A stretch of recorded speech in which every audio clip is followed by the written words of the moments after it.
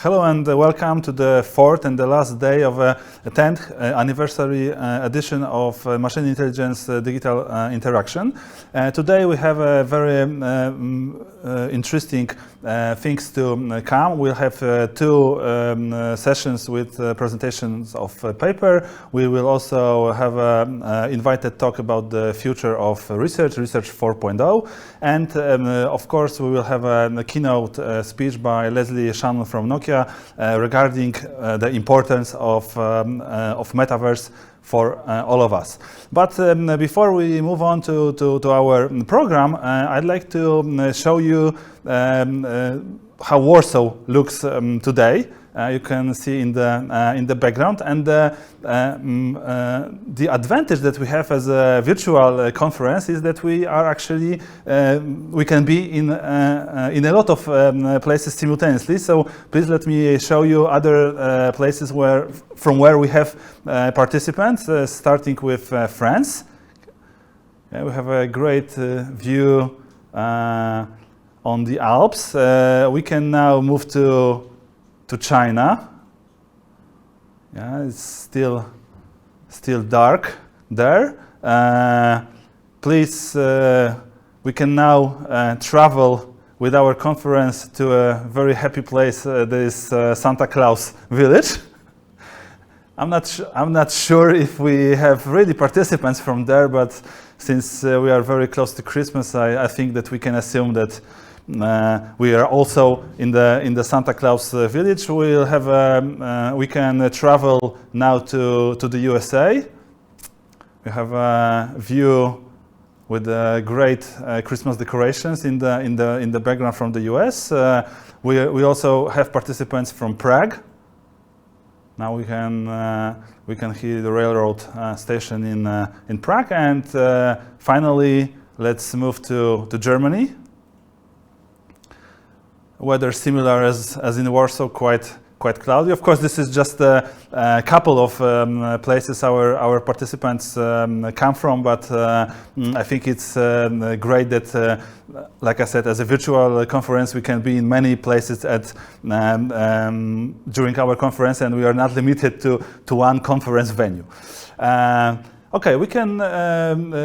We also. I'd like to also mention all the activities that we have regarding the places from where you come. We have a map, so I encourage you to add a pin to the map, and of course we have our virtual mural.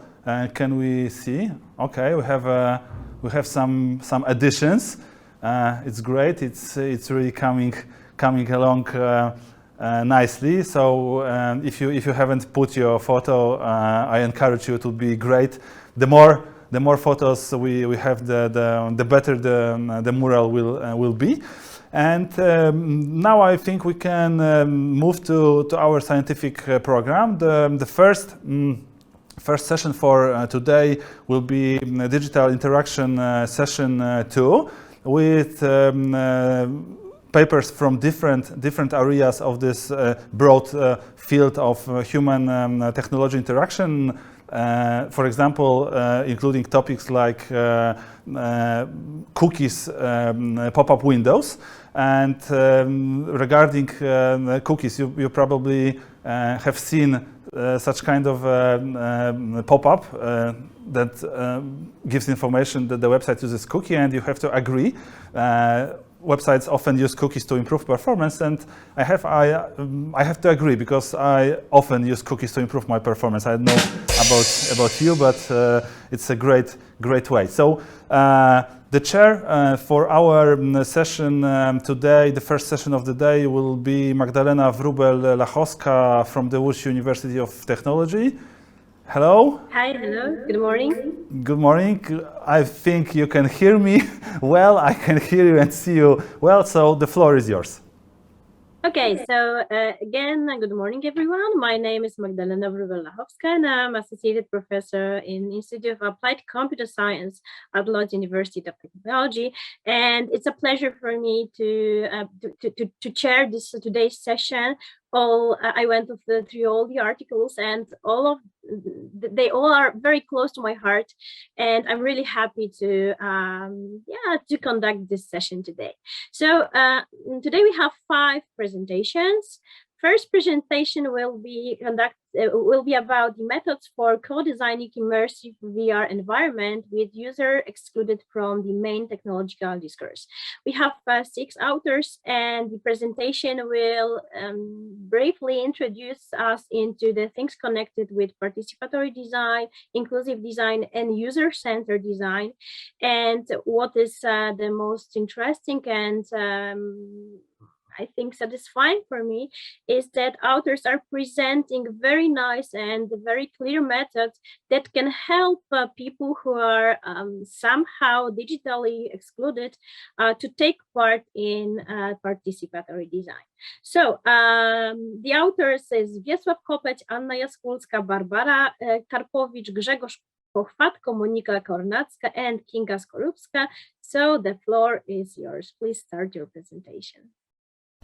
Hello everyone, my name is Kinga Skorupska from the Polish-Japanese Academy of Information Technology, and on behalf of our team, that is Wiesław, Anna, Barbara, Grzegorz and Monika, I'll be presenting a method for co-designing immersive VR environments with users excluded from the main technological discourse. You may wonder, why do we need a method like that? But first of all, there are many new solutions for VR that are becoming more available and affordable for everyone. So there has been more research going on in VR, starting from aviation to education or even dealing with phobias. But for these solutions to be well matched to the needs of many diverse users, we need to also think how to co-design solutions with users that are not very familiar with them. So for now, they have been excluded from the main technological discourse, and what can we do to include them back? Older adults are just one example of such users. Okay, so our approach is divided into 3 phases. The first one is preliminary, and in here you assemble your team and empower it.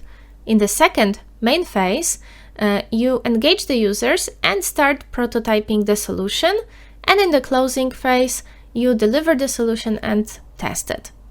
The strength of this method comes from its very strong emphasis on collaboration and empowerment.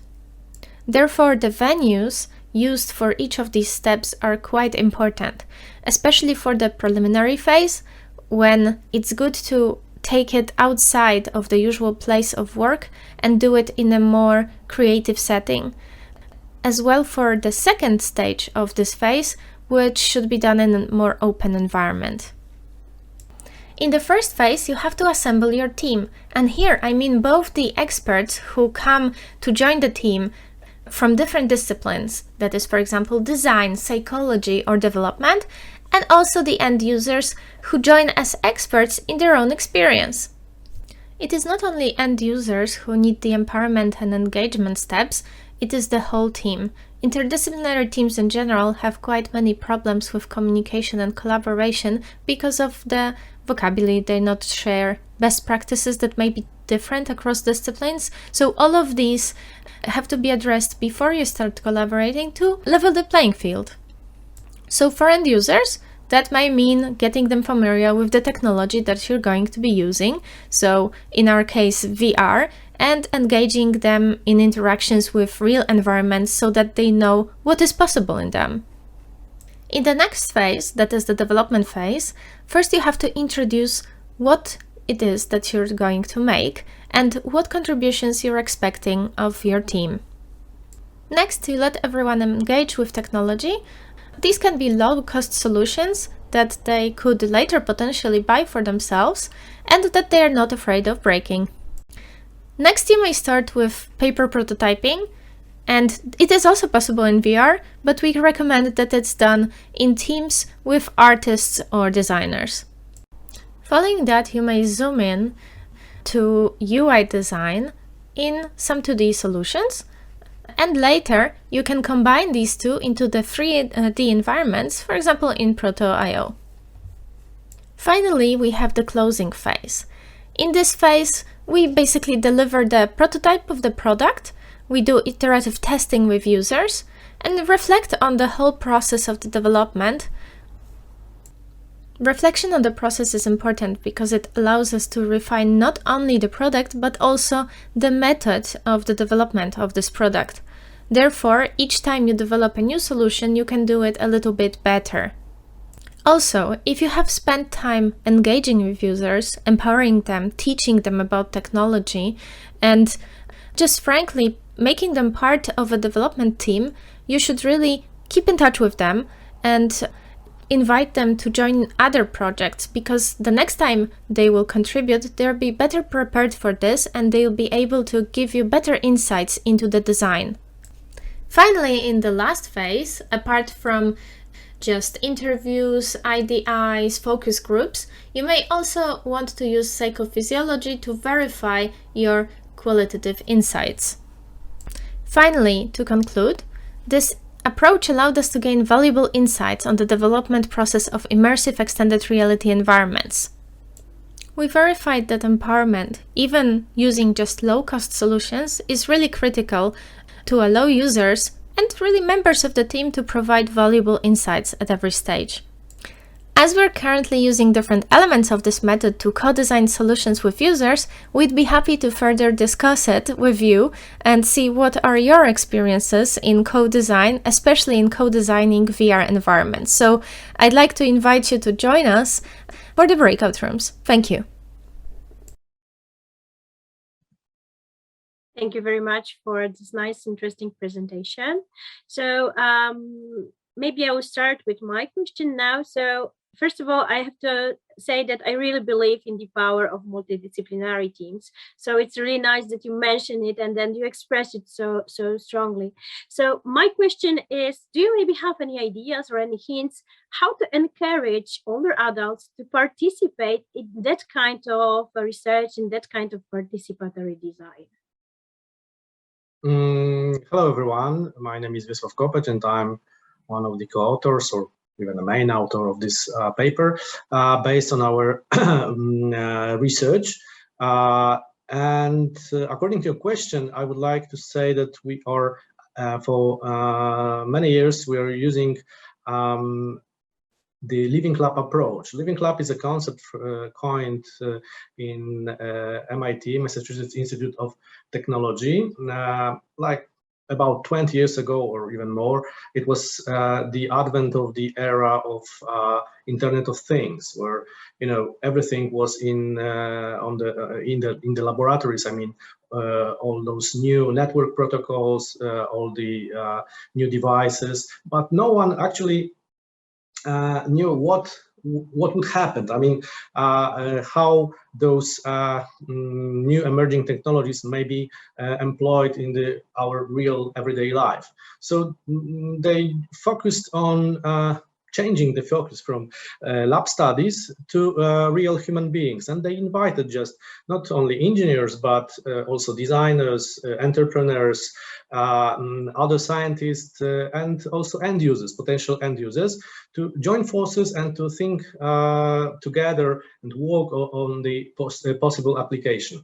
So we, several years ago, we started our research with older adults, and we started trying various methods to engage them. This is a broad topic, and of course, we don't have enough room for discussing in details. We have several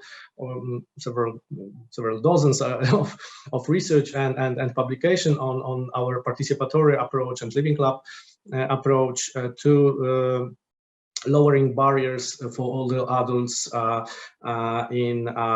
towards new technologies, starting from mobile devices and online services, and ending at co-designing of immersive spaces. So the crucial part from our experiences and studies is to this empowerment phase. I mean, this phase when you introduce older adults to your community as not the subjects, but a kind of a invited guest and even members of your team. So we have very good experiences with intergenerational interaction. I mean, we have done a lot of various activities, from location-based game through hackathons, designathons, and things like that. When when the older adults might join forces with younger counterparts. I mean, designers, developers, creators, and usually to have this interaction fruitful, you have to empower both sides, or even multiple sides of this interaction. I would like to add that usually we do not pay our older adults for taking part in our research, because during this empowerment process, at various stages, they just benefit from acquiring new knowledge. So we, that way or another, we try to deliver them some knowledge and even skills for better understanding the new technologies, and to empower them and encourage them that actually those technologies ultimately serve us. I mean, human beings. So usually older adults are it's a group of which is usually underrepresented in we may say main technological discourse. So, for example, producers of new IT solutions, it doesn't matter whether it's software or hardware, they don't particularly focus on this group. Of course, for many years they are appreciated as a silver market, but on the other hand, this target group is perceived mostly stereotypically. I mean, in terms of medical services, taking pills or drugs, and doctor's appointments and things like that. On the other hand, we know from their direct information and contribution and insights gathered throughout the dozens of our research activities that of course it's obvious, but it's evidence-based that older adults are the same users as us. I mean, they have their needs and desires, and we should put those needs and desires at front, not our. So we use this approach, which is called participatory design, because we don't want to just focus on the target group, but to invite target group directly in the process of co-designing the solution, including of course research tools. So the same method we use in our transdisciplinary team in terms of immersive or other kind of environments for research. I mean, we join forces with developers, content creators, psychologists, and neuroscientists, and this is a very effective way of shortening the path from the research idea, to the actual tools and methods and experimental studies. Thank you very much for your answer. We have two questions from Christina Lapin. So first question is, how have you selected the participants to your user group, and what was the selection criteria? So could you briefly tell us? Yeah, so as I said, we, for several years ago, based on our research project, we established independent Living Club entity, which is based on our scientific association. So this is something which is in between institutions. So the members are those are scientists, practitioners from various disciplines, and we also started institutional support, because each of us is affiliated to different institutions, which is called HASE Group, Human Aspects in Science and Engineering. So we just conduct more or less regularly in cooperation with local community centers and authorities, local governments. I mean, like the municipality of Warsaw and other towns and cities. We have done a lot of research. For example, in Silesia region, this is southern Poland, with our virtual air pollution project in the community of Meszków. Usually we try to invite people and establish a long-term, let's say, relationship based on providing information and knowledge on how actually new technologies works, to lower the barrier, to motivate all the adults to take part in this research process, and support of thinking in completely new way of things that are sometimes at the advent of at the very beginning of the process. Like, for example, we have now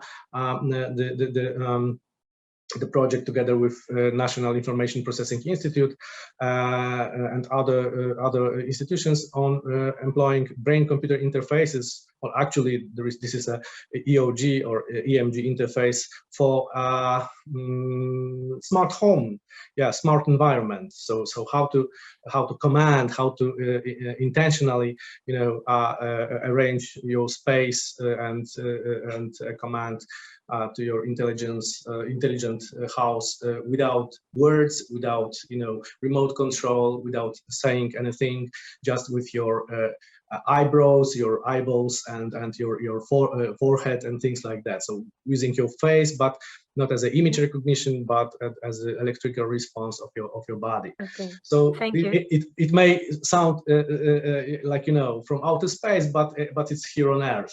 So the selection criteria is broad. I mean, we have to refer to the definition of older adult group. So usually it's based on the age, like people in their 60s. Sorry, Yeah. Sorry, but I'm a little bit afraid that that we don't have enough time to of course, answer sure. all questions. So I think that this topic is incredibly interesting. So if you don't mind, you can answer all those questions in a private room. So thank you very much for your presentation, and thank you very much for the answers. And I'm really excited about what you're doing there. So maybe one day I will just join. I will just visit your lab. So I'm really curious how everything looks like and works like. Thank you. Feel invited. Yeah, thank you very much. So now let's move to second presentation. It will be presentation about improving the usability of requests for consent to use cookies. We have two authors of that presentation, Krystyna Lapin and Laima Wolenkiewicz. And the authors will briefly tell us what to do, how to design cookies to avoid dark patterns, to avoid the manipulation, because as we know, very often people are not aware what they are doing when they are agreeing for the cookies. So please, the floor is yours, so please start your presentation.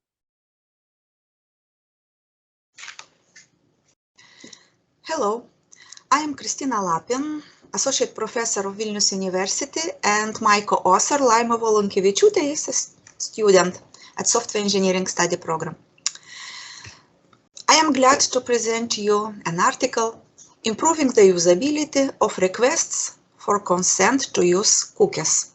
Further, I will name them simply consent requests. In the beginning, I would like to introduce used terminology. HTTP cookie is a small piece of information that is passed between a web server and a browser, and it is created when a user first visits a website.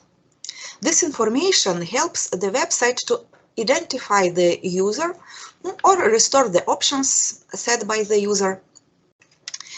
Without the cookies, this information would be lost after the session is closed. So we distinguish four types of cookies: strictly necessary cookies, preference cookies, statistics cookies, and marketing cookies. Depending on the collected content, cookies may endanger user privacy. Users' devices and their information are recognized as personal space in the European Union law. According to this law, service providers must inform the users about the method of data processing and obtain their consent for use of cookies. But actually, users usually do not understand what they are agreeing to. Misleading designs are observed. These misleading designs are also known as dark patterns. And that's why the aim of this paper is to develop the guidelines that would facilitate developers creating the consent request and improve their usability. A study on General Data Protection Regulation, GDPR, enabled us to extract 8 requirements that must be implemented in order to fit the law. And here are this list, and the full list is on the paper. I will not stop on it. And then we have conducted the study what kind of dark patterns are usually used in consent requests. And this study found that usually 4 types of dark patterns are observed there. So first type is consent walls. These are pop-up windows that block access to the website. The tracking walls are more aggressive form of consent walls because they only accept the use of cookies. Otherwise, users have leave the site. Also, reduced services can be provided when the users do not accept the privacy settings, and the most frequent dark pattern is manipulation of configurations that encourages users to accept the use of cookies. One example, we have examined 2 the most popular Lithuanian newspapers, and we have found that Elrytas consent requests contains 2 cookies. 2 dark patterns. One of it is consent wall. As you can see, the website itself is blocked in this website, so the user cannot use the service until they confirm their choice. Another dark pattern is here used are these buttons, because the red one means encourages user to click on I agree, and the less bright button is means offers more options, but this white button does not encourage user to click on it. The Delphi LT portal also uses another dark patterns. Here this bar is provided as notification bar, so the context of the website is not disappeared. User can still use it, but manipulation of configurations can be observed here, because we see the main button I agree is highlighted and attracts users' attention, and another button to which lets user expand the window and find these other options is hidden, quite hidden after this small icon, which shows that this screen can be expanded. Another manipulation is provided here when the reject all option is provided only in this tiny font, and user have carefully examined the page in order to find it. Based on the evaluation, we have developed 15 usability guidelines how to develop the more usable consent requests, and we have illustrated this guideline with on the examined pages. So here you can see the first screen of that pages, and all this, and here all three options are provided, and then they are equally visible. So first option from the top is I agree, I disagree, and more options. So user is informed about that this possibility to have more options exists. And by providing the information about collected data and their purposes, the visual hierarchy of the text is applied here. The icons are makes easier to perceive the options that are provided. Then each option can be enabled or disabled separately. Also, the possibility to enable or disable all options are provided, and the relation about between the collected data and the purposes is provided in this chart. So, in overall, as a conclusions, I can state that implementation of GDPR law is challenging for UI developers.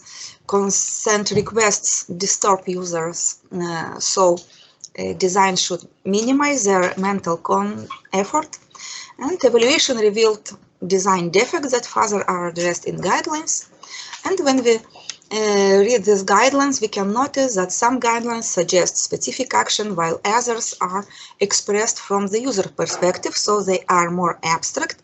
And this means that the further study is needed to offer specific solution that will support designers in developing consent request.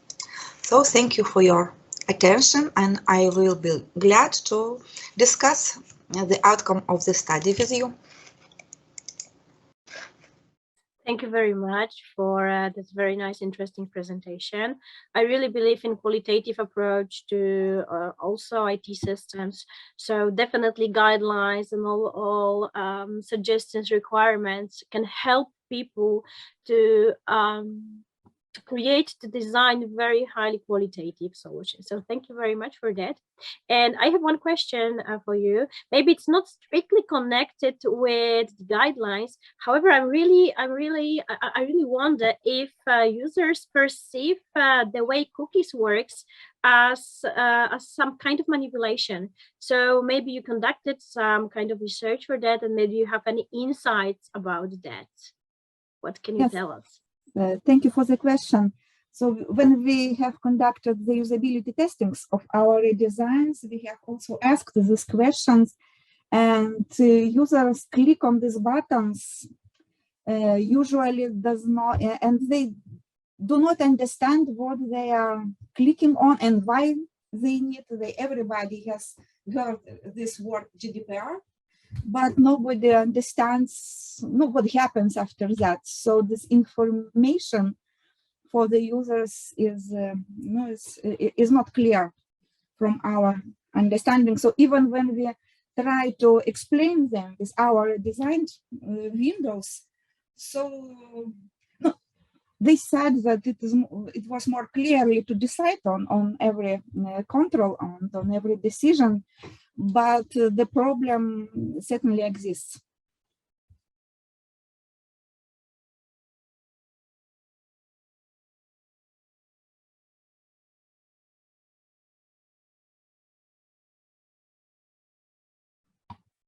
Thank you very much for your answer.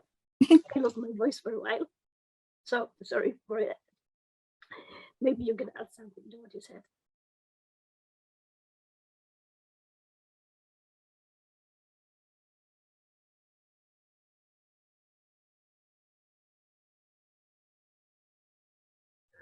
Yes, our chair has some technical problems. We will return shortly. Mm-hmm.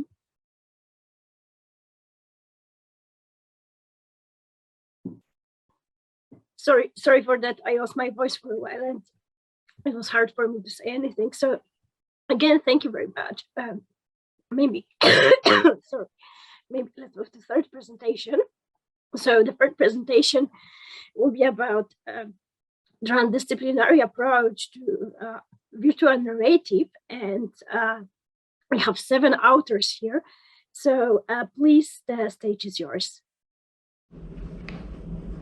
Hello everyone. We have recently observed intense growth in the film industry's interest in VR creations. Cinematic VR artists encounter challenges that result from the requirements of the new medium and new audience. We would like to propose a transdisciplinary approach to cinematic VR research.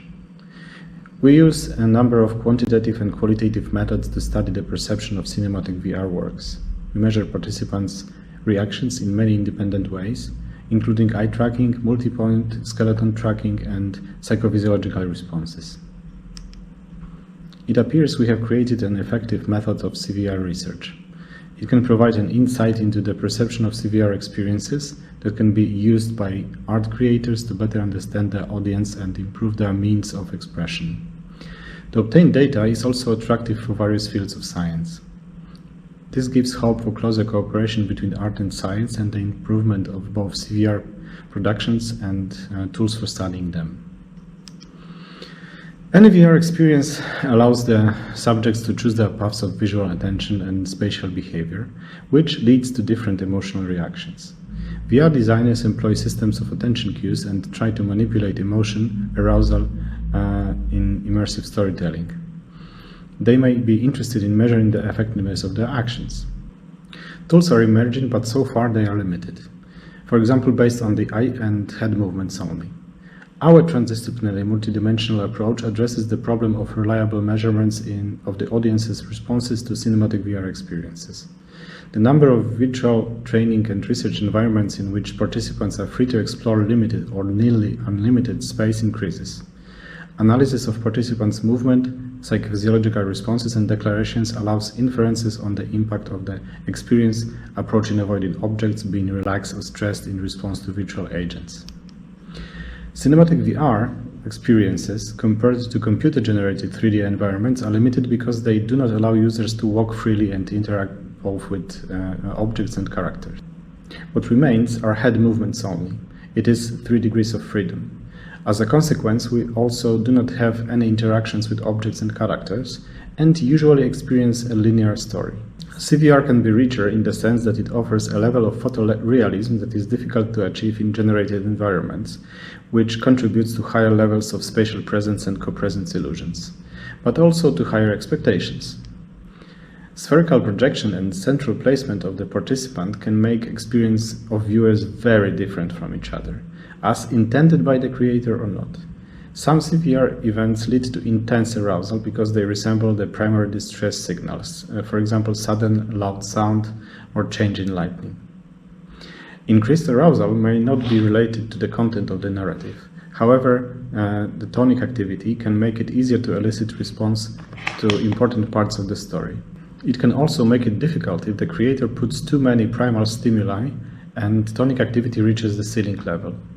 Situations in which the story evokes arousal are much more interesting. This can be, for example, an appearance of characters, interaction between them, and music. Reliable measurement enables us to register, for example, increased heart rate or skin conductance level as response to objects and characters. Successful storytelling in CVR depends on participants being placed in the right direction at critical moments, giving them the physical ability to follow what is visible and audible and respond to it in a predicted way. Art creators and filmmakers are looking for the new VR paradigm and want to do it systematically. VR technology that made it possible to shoot stereoscopic 360 videos and create interactive experiences also allows us to analyze participants' reactions to the virtual content. The use of this information depends on close transdisciplinary collaboration between art and science. The research application is created in the Unity engine, the core of the method, enables the collection of behavioral data and communication with external devices. However, the transdisciplinary approach to CVR research involves a number of accompanying methods. They provide additional information to explain viewers' reactions to CVR and ensure the reliability. Before inviting participants to the lab, we verify health issues, medications that could disturb psychophysiological measurements, for example, consumption of coffee and the need to correct vision. Before watching the experience, participants complete questionnaires. Methods are matched to the content of the experience. Some of them are used constantly, for example, the mood scale and the self-assessment mannequin scale. We measured temperamental traits as relatively stable human characteristics to complement the interpretation of the motor behavior and emotional reactions. Mood and emotional state allowed to verify the impact on the participants. Research with the use of psychophysiology and behavioral measures require baseline measurement in neutral conditions. Participants spend 3 minutes in a quiet minimalist environment, eyes opened and or closed depending on the situation. Then they watch a 360 neutral and affective videos as reference to psychophysiological response. The videos come from a standardized set. After completing the baseline, the target CVR experience begins. Participants start watching from a fixed position and are free to move around. Both body and eye movements are recorded. Thanks to markers, it is possible to time synchronize the psychophysiological signal recorded with external equipment. After VR experience, participants complete a series of questionnaires again. The set includes presence and co-presence, repeated measure of mood and sum, user experience and declarative evaluation of the baseline, and target CVR. Also, questionnaires specific for the tested VR experience are introduced. As the last element, an in-depth interview regarding the content and impressions related to the experience is conducted. Experiment application was prepared in Unity Engine and consists of single scene environment with a simple cubicle room as a neutral starting point for the stimulus. Important features were playback of high-res 360 videos with ambisonic audio, sending event markers with the use of parallel port and gathering user positional and eye tracking data with high resolution. 6 HTC Vive trackers were attached to ankles, wrists, belt and chest areas with special anti-slip straps. Participant was seated in a chair where electrodes and sensors were applied. Then the HMD was put on, electrode readouts were checked, and procedure starts as described from baseline. 247 people participated in the study. Mean age was 32 years. Half of the participants were involved in creative activities, while other half were recipients of art. This is people interested in, for example, cinema or art exhibitions. It was screened out to rule out the distracting influence of low motivation. The study involved volunteers recruited through online ads. Screening was performed to exclude people who had contradictions to participate in VR experiments. The overall user experience rating was very good. The pattern of the results of individual aspects was as predicted. The instructions provided by the experimenter and in the app were clear and understandable. Lab comfort was rated very high, which is consistent with the temperature and lab size ratings. Apparatus was comfortable, although rated lower than lab in general. HMD appropriate weight and temperature, hygienic, which is important in times of epidemic threat. Neither equipment nor experimental situations bothered the participants. Participants were also not bothered by the fact that they didn't have visual contact with the experimenter after wearing HMD, or that someone could observe them during the VR experience. Finally, participants were not afraid to fall or bump into something. They also didn't see the equipment as fragile and easy to damage. Some differences were also observed. For example, women considered HMD significantly heavier than men, and art recipients were more concerned about being watched than art creators. A key ethical issue was to ensure that participants were in a good emotional state upon completion of the study. This goal was achieved. Participants felt rather happy, calm, and in control. As expected, participants felt more in control in narrative compared to non-narrative condition. They also felt more happy, aroused, and in control in the animated compared to live-action condition. Global level of presence was moderate. Possible actions were rated lower than self-location. Men rated possible actions below the midpoint of the scale, so there was no presence illusion elicited in this aspect. Whereas women rated it higher, above the midpoint of the scale. So women, contrary to men, felt presence illusion in possible actions like interacting with elements of the environment. Art creators rated possible actions and self-location significantly lower than art recipients. They scored also lower in suspension of disbelief. Ratings in all present subscales were lower in live action compared to animated condition. We presented scientific tools for research in virtual narratives 360, 3D, CVR. Our methods are comfortable and safe for participants. They rate high conditions in the lab and the equipment used. There are also no significant distractions from equipment or procedure. After the study, participants feel happy, calm, and in control. The level of self-location is slightly above average, indicating illusion of presence. The level of possible actions is lower because CVR is not interactive. This may lower the overall presence level, as CVR photorealism may trigger an expectation of interaction. Another reason could be experimental situation in general. So participation in the study may trigger participants' urge to carefully analyze the presented materials. Attention involved is very high and suspension of disbelief is low.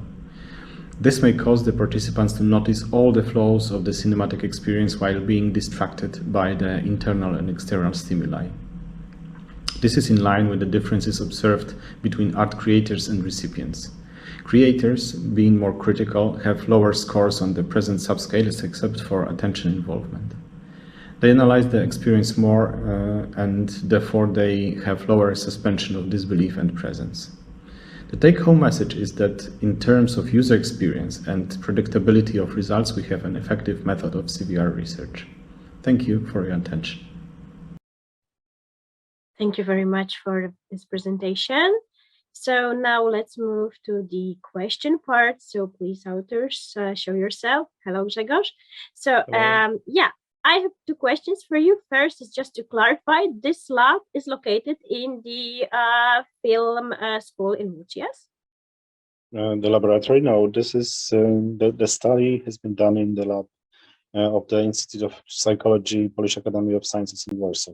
Okay. So okay. there is a cooperation between Łódź Film School and our institute, and also the Information Processing Institute and University of Łódź and the Polish-Japanese Academy. So there's actually a very broad cooperation, but the lab is in via lab Okay.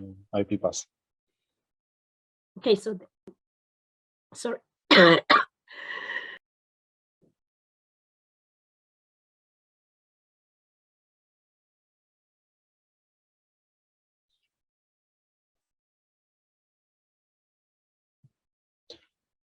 Maybe there are other questions from the audience. I don't know. I don't want to be in the boots of the chair of the session, but we see that our chair has some problems, probably with small. Sorry, all the time I have some voice disorder, so please help me the other chairs. Oh. I'm losing my voice.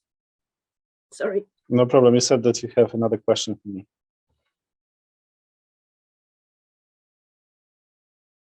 So my second question is about the time. So how long does the study take? Well, it depends on the experience that you would like to test. In general, the cinematic VR experience are not very long. The films, actually the experiences that we tested up to now lasted about, let's say, 20-25 minutes each. But the whole procedure is, of course, much longer. So you need at least half an hour for the baseline procedures and another couple of minutes to mount all the equipment if we would like to have psychophysiological equipment mounted as well, and to unmount it in the end.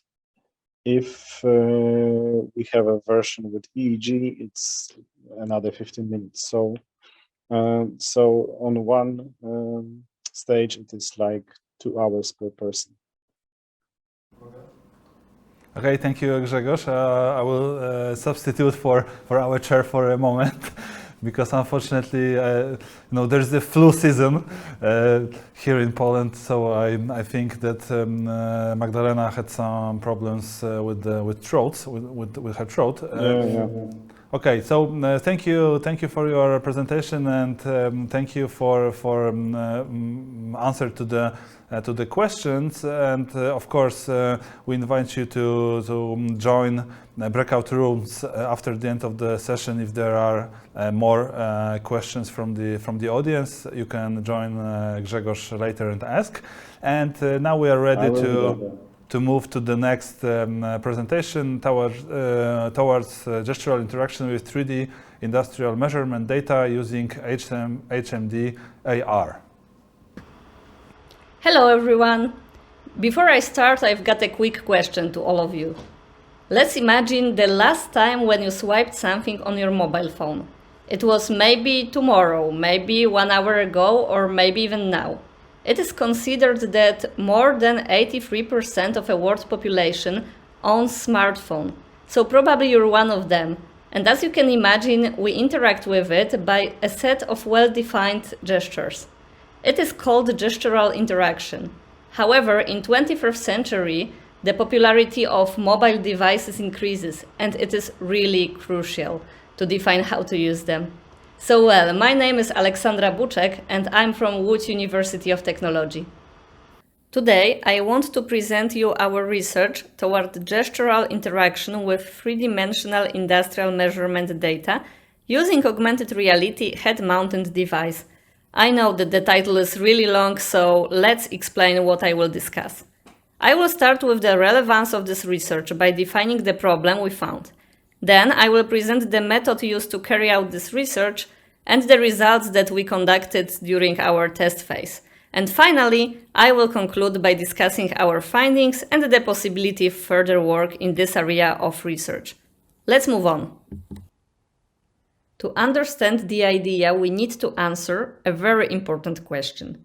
Why this research has been conducted? Also, why we decided to choose augmented reality device? So let me quickly introduce augmented reality. This is the technology that allows a person to see an environment with enhanced features. Also, wearing a head-mounted device changes the way we work, the possibility to see additional elements, and also to have our hands free allows a significant support when performing activities. And this is why augmented reality is now a widespread technology used in many fields. However, we can say the application of this technology is not yet anonymous in the industry sector. So we particularly were interested in the way we visualize and interact with data, especially three-dimensional data, in an industrial environment through a head-mounted device, leaving therefore your hands free for any task performance. We asked ourselves how the context of use of this head-mounted augmented reality device affected the gestural interaction with the representation of this three-dimensional data. And this led us to the following question. How would the user interact with three-dimensional data with a HoloLens in different settings?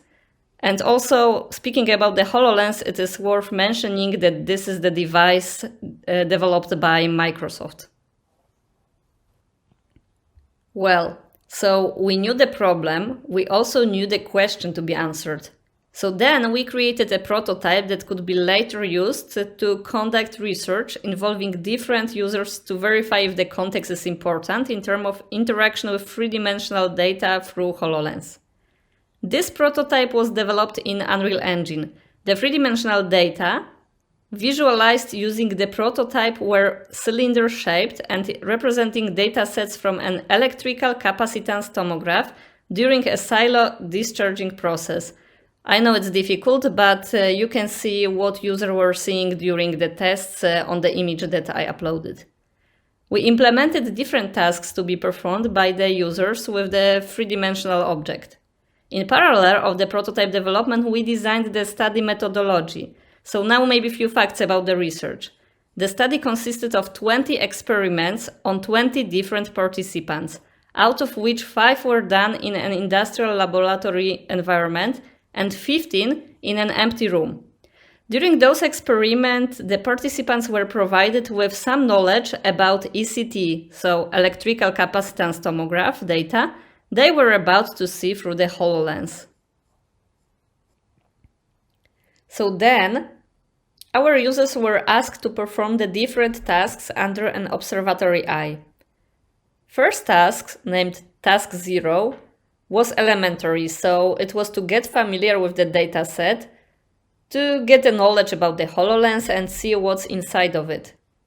The next task was to move the object around, so we wanted to see what gestures users will do to move the object and move the dataset.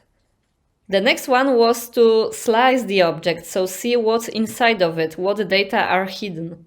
And the last one was most complex, and it was more close to the things that employees do working with tomography. So it was to present data and to use the gestures that was used in the previous tasks. After the performance, we conducted semi-structured interviews and gave participants a NASA task load index survey. Then we gathered and analyzed our observations and users' feedback to derive the following results. We clustered the results in 4 different categories. You can see them on the slide. So the location and position of the users relative to the projected object. And here we observed that the users were in majority not moving toward nor around the three-dimensional object, but also we observed no difference between the different settings. Another one was moving the projected object. And most of the object movements we observed in the neutral environment were performed with one hand, contrary to the lab context in which users used 2 hands instead. We also noticed some cases where the participants were pointing the finger to move the object to desired position. So the third category was the rotating the projected object. And here we noticed that most participants used a 2-hand gesture to rotate the object, even though a considerable portion tried with one hand. And the last one, the fourth, slicing the object and extracting data from it. You can see it on the first picture. And here we notice that in laboratory conditions, users tend to use both hands, while generally one-hand interaction was preferred by the neutral participants. Also, we noticed that the slicing task resulted in the usage of the widest variety of gestures, and also no finger gestures were observed for slicing in the industrial lab configuration, whereas we observed some in the neutral conditions. And finally, the NASA task load index revealed that the participants were on average mostly preoccupied by their performance during the task, and the level of frustration was noticeably high. We're moving slowly to the end of the presentation, but now that we exposed our results, maybe it's time to discuss the findings. So the observed high level of the frustration in participants while performing the task was due to the not so well recognized gesture performance for the system used, and it was both HoloLens or prototype. Also, other sources of frustration could be due to the big scale of the silo and its projection size coupled with limited HoloLens display area. Another thing was the habits of using everyday touchscreen gestures designed for flat, tangible surfaces that are not fully transformable in the airspace. The results revealed that the behavior of user might depend on the environment in which the user is. So in the non-industrial context, there are no risks, so the participants tend to focus on optimal solutions like operating with only one hand. And also, we can say that the analysis shows that it is important to offer the possibility to interact with one and also 2 hands, as one hand seems to be as intuitive as 2 hands. So the last thing is our future work, and we think that it would be interesting to explore maybe a possible combinations of the gestural interaction with some other sensoring technologies, such as electromyography, for example. It could also be interesting to involve some machine learning algorithms for optimizing the mixture of gestural, voice, and also traditional input when interacting with the given data. And this is it. So thank you for your attention. I hope you enjoyed our presentation, and I'm ready to answer all your questions. Thank you for your presentation. I have one question and one more like a comment. So starting with the question, you mentioned that there might be a limiting factor of this of your solution can be the size of a view, for example, in the HoloLens. So do you think this method could be applicable for example, process tomography, when you can have a bigger systems to visualize, the work of the bigger systems? Yeah, sure. I think it's a really good question. And yes, it was really big silo. But the other thing is that we've got a really small space in our laboratory. This is the laboratory that's inside of the Łódź University of Technology, let's say. And we believe, and we know also, that the industrial spaces are, let's say, more spacious. So maybe when we see the silo from the bigger perspective, it would be easier. But also, when speaking about the tomography, there are also smaller silos, let's say. So maybe it would be convenient to start with them, and then we could think about the bigger one. Also, we believe that the HoloLens is improving their device, so maybe the field of view will be much more bigger during few years, let's say. Yeah, of course, and I imagine that it might also be possible to move, like from the one part, for example, of a factory to the other and see different parts. Yeah, it's not. That's true. Yeah, it's not needed to see everything in one view. Yeah, I think we could change. And the other more like a comment, like I mentioned, I think it might be interesting to try to employ other methods of measuring the cognitive load, during the process. The one that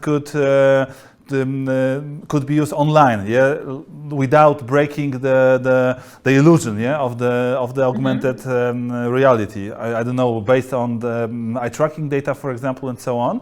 And we have one question from the audience, also a comment. I think this suggestion, Yeah, it would be interesting to compare this data with visualization in VR, because you could have more freedom in movement and field of view. Could you comment on that? Yeah, I think it's a really good question. As you mentioned, virtual reality have, let's say, bigger field of view. So maybe we'll think about it because we want to continue our research. So thank you. Yeah, because also we could imagine some kind of digital twin, for example. Yeah, the silo could be represented in VR and take all the data and visualize it in virtual reality, and maybe this way we could get rid of the limitations of augmented reality. Yeah. Also, VR is cheaper. Yeah. At least for now. For now, yes. Okay, thank you very much for your presentation. Thank you. And thank you for the answer to the question. We are now ready to move to the final presentation of this session, which is a Polish adaptation of a cyber sickness susceptibility questionnaire, CSSQ-PL, by Laura Osenko, Grzegorz Pochwatko, and Justyna Świdrak. Good morning. My name is Laura Osenka, and on behalf of myself and my colleagues from the Institute of Psychology in Polish Academy of Sciences, I would like to present you the Polish adaptation of the Cyber Sickness Susceptibility Questionnaire. As we speak about cyber sickness, it is important to define what exactly we mean by this term. In general, cyber sickness refers to a cluster of different syndromes that occur in the absence of physical motion and is similar to motion sickness. These symptoms can be divided into three categories: nausea, oculomotor issues, and general disorientation. It is also important to note that cyber sickness may be one of the enduring hindrances in order to use the full potential of VR technology. Why? It is quite simple. Imagine that after putting on the headset, you feel strong discomfort, nausea, maybe some headache and disorientation. Would you rather prefer to continue the VR experience or take off the equipment and stop feeling this way? You see, this is why it is highly valuable to predict the possibility of such side effects to occur. How do we measure cyber sickness? Basically in two different ways, objective and subjective. Objective measures include both physiological markers and behavioral measures. The physiological markers are taken by amplifiers and can include bradygastric activity, respiration rate, heart rate, and galvanic skin response. The behavioral ones are taken by the observation and can include early termination of VR experience, delivery of incomplete task, and impeding the further VR use. On the other hand, there are also subjective measurements. They include different questionnaires, such as Simulator Sickness Questionnaire, Cyber Sickness Questionnaire, and Virtual Reality Sickness Questionnaire. Their aim is to capture the occurrence of simulator sickness, cyber sickness after the exposure. We can say that they are one of the ways that can estimate the dizziness, troubles with focusing, and motion sickness. As you see, most of the questionnaires which measure cyber sickness focus mainly on the outcomes, not on the triggers of problem. From our point of view, it is important to look at both physiological and psychological factors of the cyber sickness, as it is one of the reasons impeding people from the use of VR. And because of that, screening potential participants for their susceptibility to cyber sickness may help to reduce the risk of unpleasant or poor VR experiences and the dropout rate for researchers simultaneously. The CSSQ predicts the tolerance. It has 3 parts and should be used before the VR experience. It demonstrates the effect of biological, chemical, and physiological occurrence of cyber sickness. It evaluates the physical health and fitness levels. There are questions about the headaches, stomach complaints, alcohol and substance use before the VR exposure. It also evaluates the sensibility to motion sickness caused by different types of motion, such as driving as a passenger, traveling by train, or sitting on a roller coaster ride. About our methods. 3 different researchers translated the CSSQ questionnaire from English to Polish. Then all 3 versions were compared to select the final one. Then it was used as a part of a larger study on emotional reactions to immersive art. The night's experience in both interactive and cinematical VR version has been chosen as a material to be shown to the participants. 85 participants from the general population took part in it. First, they filled the first part of SSQPL and CSSQPL questionnaires. Then they were informed about the procedure, and after that, all equipment was installed. In the first part of VR experiment, the participants viewed short video clips of neutral, positive, and negative valence. Next, the participants saw either CVR standing in one place or interactive nights, where they were able to move around the area limited to about 7 square meters. The experience lasted about 8 minutes. After removing the VR goggles, the participants were asked to fill out the SSQ questionnaire and evaluate their feelings and opinion with open-ended questions. As for the results, we can see on that graph that the distributions were strongly left skewed for all subscales. Most participants reported very low to low susceptibility to cyber sickness. You can see that mean was 7.36 and very low to low cyber sickness after the VR exposure. The mean was 16.5. 37. The reliability measured by Cronbach's alpha was high.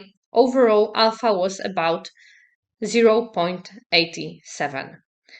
That is why we normalized both CSSQ and SSQ into 0 to 1 scale. Then we extracted the differences between susceptibility and the cyber sickness itself.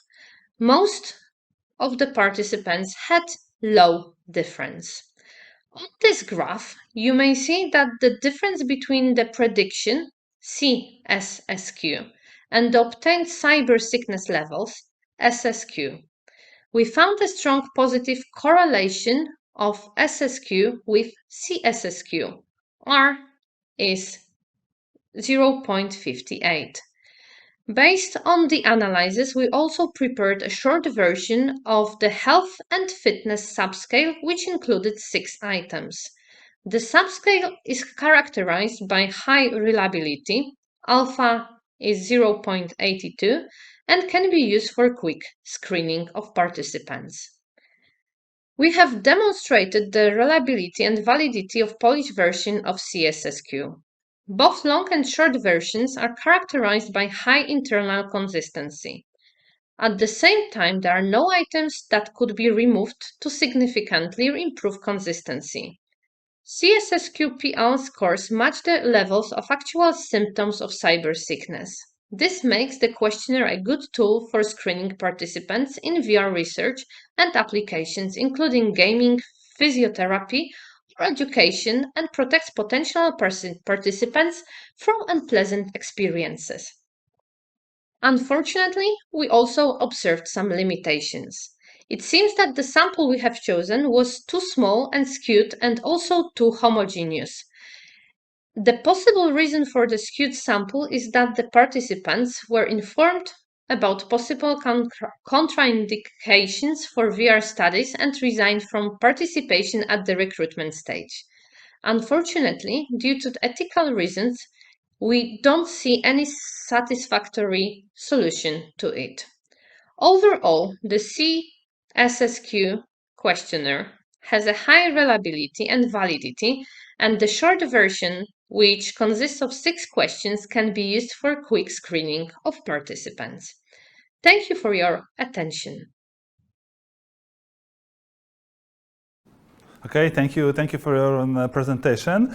I have one question regarding the norms of this questionnaire, and before we go to that, even I'd like to ask first for a clarification. Maybe I missed this info.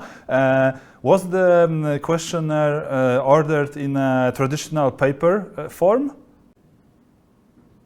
No, actually, because it was a part of our study, it was shown to participants on screen. Yeah, but it was on a computer or in VR? On a computer. On a computer, On a okay. computer, the questionnaire was in a traditional way on a computer. Okay, because I was, as a psychologist, we know that the mode of presentation of the questionnaire can also influence, the results that can be obtained, and I thought that it's also more of a suggestion maybe for your future work. I thought that maybe it could be interesting to create a version of the questionnaire created as a question that are shown inside VR. Yeah, after someone puts on their helmets for the participation in other experiments, like a first part could be a CSSQ that is presented inside of the virtual environment. What do you think about such idea? That's a great point, but because we took participants from the general population, most of them didn't have previous contact with VR. So after the aim of SSQ is to use it just before using the VR. So using it inside the VR would be rather difficult for participants who don't know how to use triggers and so on. And the second thing is that because it is aimed to be used before putting on goggles and headset and all the equipment, it might give other drawbacks and possible consequences in using it this way. Yeah, of If course. I may add one thing, it's Yes, you know, Grzegorz? Tarek, it's like we are actually aiming at maintaining well-being of our participants, especially Of course. in long studies in which they have to wear the head-mounted display for like an hour or so and perform different things. So this questionnaire is actually used to screen them, to inform them that maybe participating in such a study is not such a great idea for them. And using this inside VR is actually, in my opinion, is not very good idea, because if you what if you receive such a result that you probably should take everything off? People, of course, people can decide to try no matter what, but in case of using it for screening before studies, it would be simply better to do it beforehand, even before coming to the lab. I agree. Okay, and one more question, maybe also for the broader audience. What's the main difference between cyber sickness and you also mentioned motion sickness? We more people can be acquainted with motion sickness, and are there any hallmark differences between these two? All in all, cyber sickness is really similar to motion sickness, because it's one of, let's say, it's really similar to simulator disease. And in motion sickness, there is lack of virtual reality in which people are tested, but the consequences of both cyber sickness and motion sickness are similar. So as it was shown in the presentation, similar things may occur, like dizziness, pallor, and so on. But here, with cyber sickness, they occur when being in VR. Okay, I understand. So one last thing. Do you is the questionnaire in such version or state of development right now that can be used also by other researchers, as like Grzegorz said, as a tool to screen participants before they enter into our VR experiments? Yeah, it is being prepared to have the short version of just 6 questions for the screening, and I think we plan to show it on our website. All right, that would be great, because I think it would be really valuable thing for all the researchers involved in virtual reality experiments.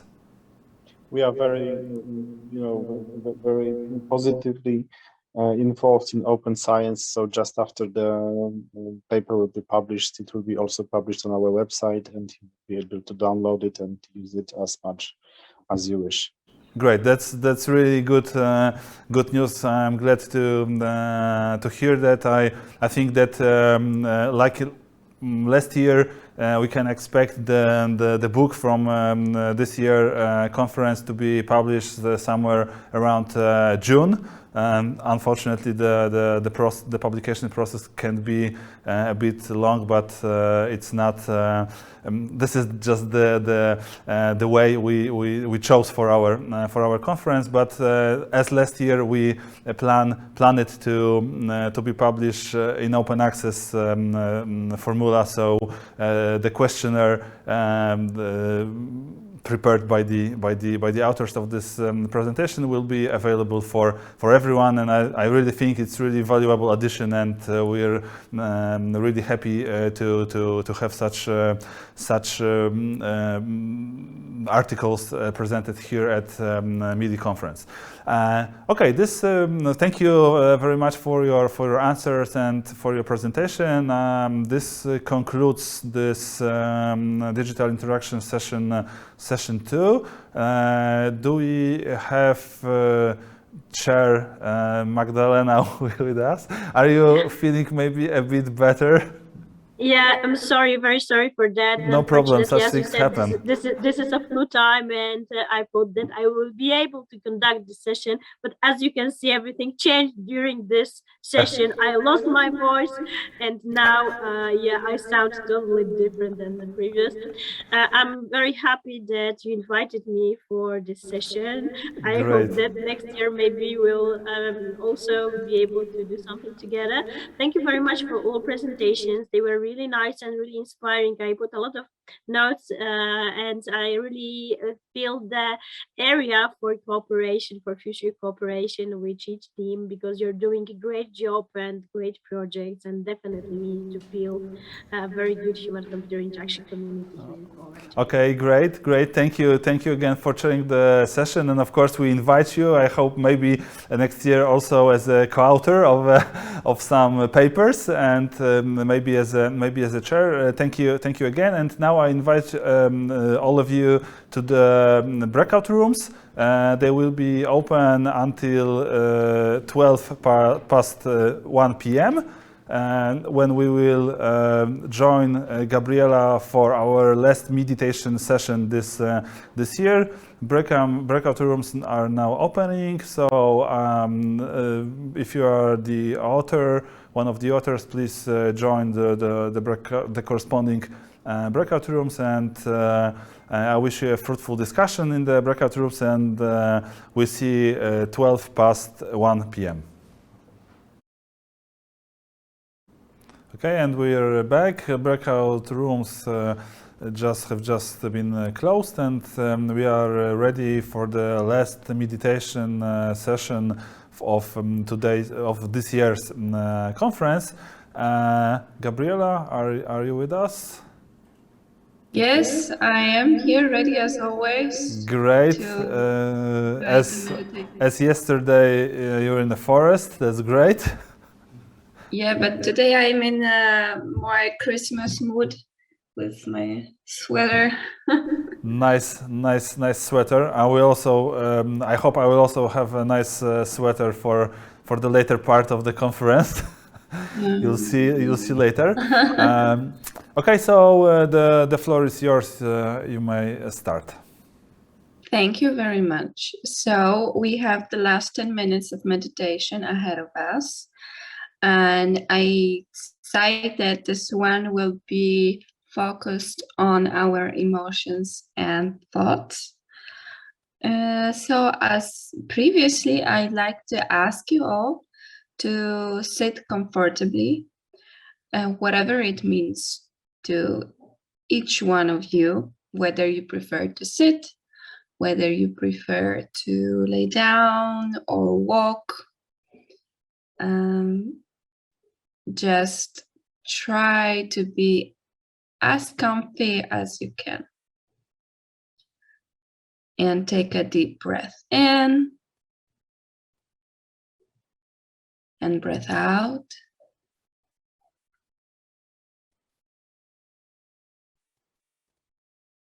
You can keep your eyes open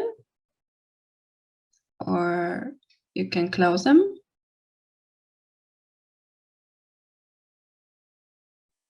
And slowly move your attention towards your breathing process in your body.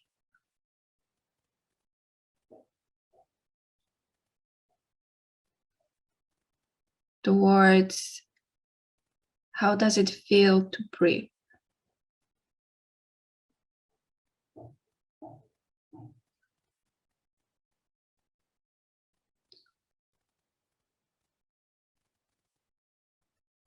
where does it start? Where in your body does the breath end? Which parts of your body are involved in breathing?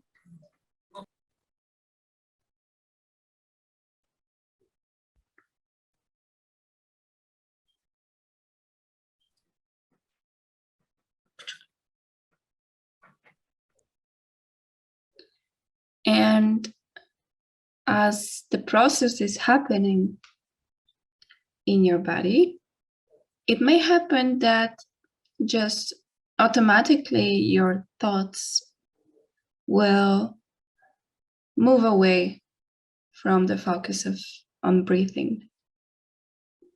It's natural.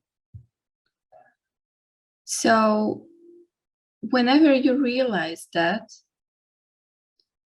whenever you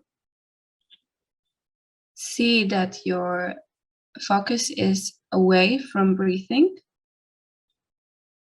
you can have this one moment of appreciation that you realize that your focus is not where you wanted it to be.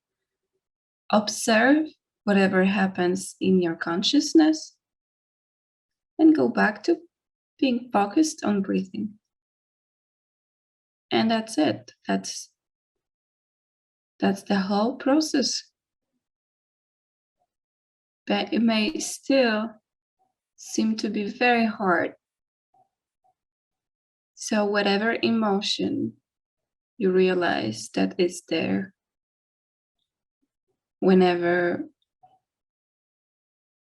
you feel maybe bored with that process, or maybe angry that it doesn't go the way you'd like it to go.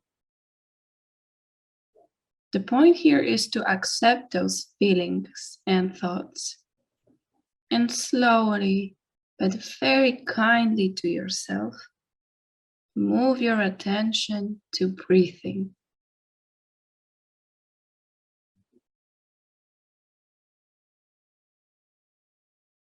It's very natural that your thoughts are wandering away.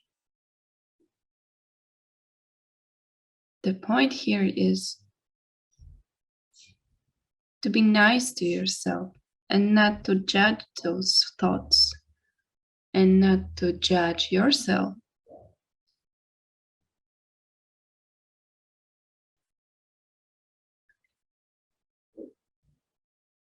Just move your focus back to breathing.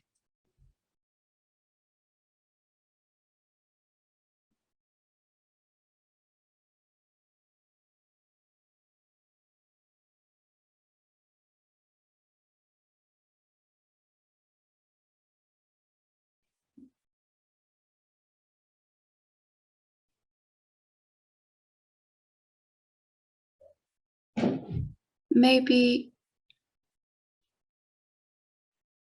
there are some thoughts and feelings that appear that are not very comfortable. Maybe you're waiting for your presentation or your time on the conference.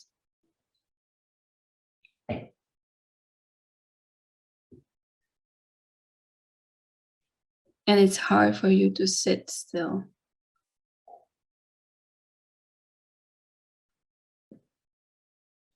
And these are still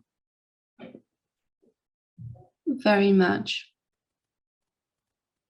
acceptable feelings, states, and thoughts.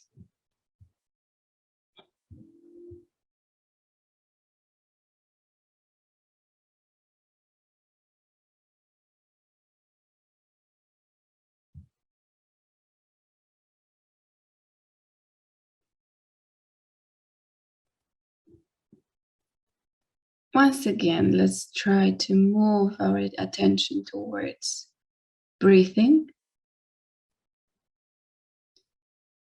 And try not to change the way you're breathing, just to feel it.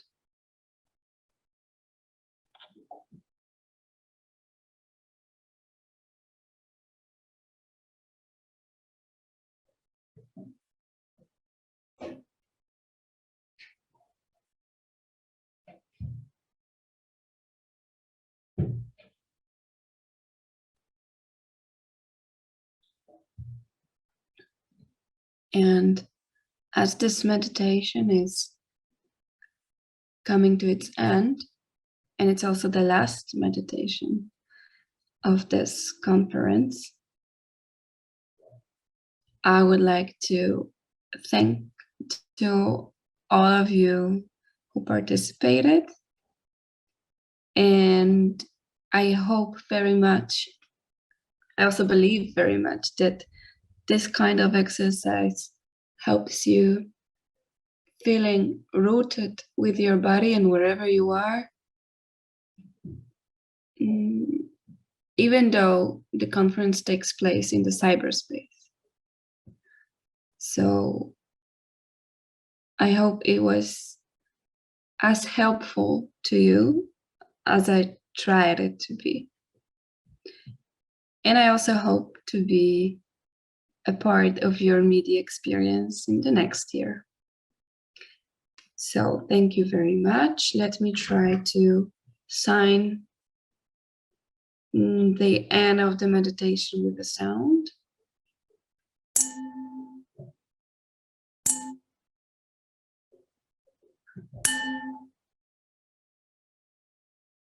Thank you. Thank you very much for this meditation session.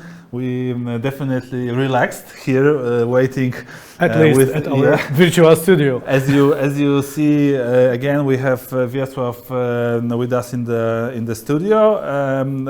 I'm really glad, Gabriela, that you were able to provide to our participants this great meditation session and sessions through all the conference, and this is I think it's one of the important hallmarks of our conference. Yeah, I don't know about any other conference that has meditation sessions. That some submissions were, really motivated by the last year definitely meditation sessions. So this is I hope so too. I mean, maybe my hopes are not that high, but I hope that it helps the participants to feel that it's something special and it's a gift from us to them, also to ourselves. I'm really enjoying guiding these meditations. Gabriela, Okay, it's not a great. joke, because we have, as we both know, and we all know, the feedback from the conference, even a paper on the conference published on the Kai, so it's really decent. Yeah, meditation is important. It's an important thing, definitely. So thank you again. And we are ready to move to the next things we have scheduled for today. Before we move to the invited presentation by the company Soft Architect about research 4.0 and the future of research in the internet using new technologies. And the future is now. Yeah, future is now. On the MIDI conference. Yeah, before we move to this presentation, we have a last game for you, similar to the games we had the days before, but with a different topic. So, like earlier, you have to enter the website menti.com. You have the code on the screen. There will be 15 questions in the game. I see first people joining. It's great, and the topic will be, I think, very important for us as scientists involved in the human technology interaction and artificial intelligence, and organizers of virtual conferences. Of course.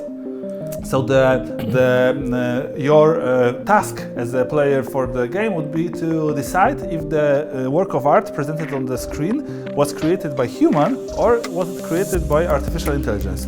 As you probably know, there are a lot of systems currently being developed that create content, different types of content like music, graphics, text, and so on. So speeches and scientific papers. yeah, even speeches and scientific papers with the latest GPT chat from OpenAI. I had very successful attempts to create a country song, for example, like lyrics of a country song. It was a really good song. It created create me a country song about leaving my girl. It was enough. I have to admit that we've also checked this engine for the abstract of our cosmic panel. I mean space exploration panel, and surprisingly, it was very close in line with actual presentation that we made at the beginning and the introduction of the panel. So. We were impressed. Yeah. Definitely, the development is really impressive, and actually, we'll have one more surprise from this area for the end of the conference. So you have to wait until the end to see it. Okay, I think we have all the participants, so we can start. Like I said, you have to decide if the work of art presented on the screen was created by AI. Or was created by a human artist. So try to look closely, maybe you'll be able to spot some parts that would suggest some errors, because on this AI-generated work of art, sometimes there are like these crazy errors. or funny. Yeah, funny eye of different color or different shapes or something like this. Time's up. Okay, we see this one. Yeah, this one was AI. This superhero was AI created, and you were mostly right. So we can move to the next one. Once again, wisdom of the crowd. So far, so good. Yeah.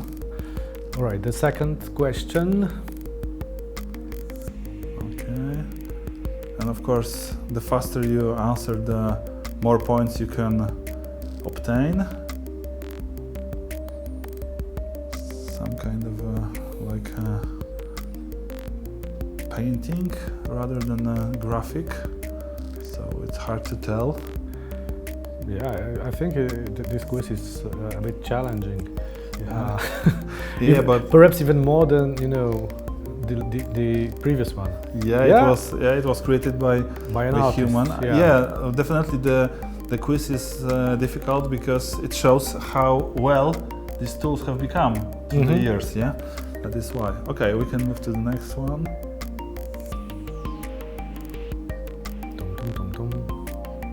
All right, another image. Some kind of a street, Asian city. Yeah. Great looking, by the way. Yeah. So this is a kind of important topic for us because our academy, as you know, it's not only it was AI. Yeah, it was tricky. It could easily be for a CD album, graphic for a CD album or something like this, like synth pop or something. I think it could match to this kind of electronic music. Alrighty. So the next challenge, the fourth one. Yeah. Let's see. Okay, we have some kind of a fairy tale. Okay, so going back to what you started saying, do you think is there a future for artists currently? A kind of challenge and opportunity because computer graphics, the art which is generated using the computer is with us, is present with us for many years. So just there emerge new possibilities. So let's see what this time is the answer. And AI. Okay, it was AI generated. Yeah, of course, because one of the perspective is that this become like a tool for graphic designers, and it will be always the tool. So we can move to the next one, and we will just discuss, entertain you with just background topics. So another challenge. So last year we have a great guest at our academy, Professor Perlman, from which is who is from connected to MIT, and she's it was equal opportunity. So yeah, it's so like by chance 50-50. Yeah. And right, we what's have the a scoreboard? leaderboard. Yep. And Gabriela's is leading. Currently the fastest. Yeah, and the best, highest number of points. We can move to the next one. Alrighty. So six. Yeah. Coming back to professor from the MIT. Yeah, Professor Perlman, who is deeply engaged in various technology-based art and performance. And she and her team, they used a lot of artificial intelligence to brain-computer interfaces and things like that to generate the artistic outcome. And it's always this human touch, which is necessary. Yeah, it's necessarily be the human touch in this creation process. Yeah. Even such complex tools like AI-based. Okay, we have results. Okay, this was rather easy, like we see. Let's say. Okay, we can move to the next one. I think it's like you said, it's important to. For all the tools that generate text, images, sounds, or code, like all these low-code solutions, they can be useful for programmers to speed up, for example, their work and development process. Yeah, of course. Yeah, but we still have to remember that AI makes mistakes, and I don't know that Stack Overflow, for example, forbidden to put the answers that are created by this low-code solution, because they're very often wrong. So in some, even maybe not so obvious elements. Yeah. Okay. This was created by human. Okay. So move to another challenge. Yeah. Okay. This one looks familiar. Looks familiar, and but there are a lot of. It may be even more tricky than than before, because it resembles some real. That's true. That's painting. true. But for example, with the systems that are working on a dialogue, you can ask, okay, create me an email about something. These are what is created can be often a good starting point. Yep, of course. And use it to edit it, and then like a bootstrap. Yeah. Yeah. So this is So it was it was made by human. Yeah. Okay. Question 9 of 15. But another challenge. Yeah, some kind of nebula or other space photography or space graphic. Yeah, but that way or another, there is always this trade-off of fostering the, for example, the development process or the creation process and this individual aspect. So as I think that as far as we can maintain this individual aspect, the tool doesn't matter. Yeah, definitely. This was AI. Okay, because I don't know, when you want to use DALL-E to create images, you have to think about the prompts. Yeah. So everyone will come up with different kinds of prompts to initiate the creation process of an AI. So it will be also important. Okay, we can move to another question. Yeah, but okay. This could also look familiar, but this can be misleading. Of course. But the tool is always the tool. So if, for example, the AI speed ups your, email response, why not? Of course. If it fosters, official communication. Yeah. But definitely. And sometimes you have tasks that do not require as much of a creative output. Yeah, individual aspect. You have, you need some image to put on the website, and now you had to go to some royalty database of pictures and just buy one illustration, something like that. Now you can generate it. Okay, we have a leaderboard. Yeah, there is a little change. Yeah, we have Orzeł 7, which is Eagle 7. Eagle 7. So we will. I wonder whether it's on, relies on accuracy or more the, both, I think. Both accuracy and we will speed. we will later ask the winner what was the strategy. Okay, we have and the more last questions 5 to questions. go. Yeah, a bunch of questions. Alrighty. I've already seen this picture, so I maybe not. This looks like maybe a kind of stock photography I mentioned for some architectural website. But all this AI, automation in general, robotics, it's on actually, making life easier. So if we can still maintain our, humanity in this area, Definitely. I think there is nothing wrong. Alrighty, so Yeah, it was made by human. Made by human. You were right, mostly. So the wisdom of the crowd, I mean the human touch of decision making, great. So the 12th challenge, ta-dam. Okay. Yeah, I think that those images which resemble actual masterpieces are the most challenging. Yeah, but you can use a prompt, make something like I don't know, Van Gogh. Yeah, of course. That's why I can be really difficult to see. And we have to also, speaking of Van Gogh, we have to also remember that, for at least for now, we can only get the work of art in the digital. Yes, so it was AI, but we can only get the creation of an eye in the digital form. Yep. You cannot have a painting. Yeah? Why not? Painting has. Oh, you would have to have a robot who would paint. Yeah? Robot or 3D printer.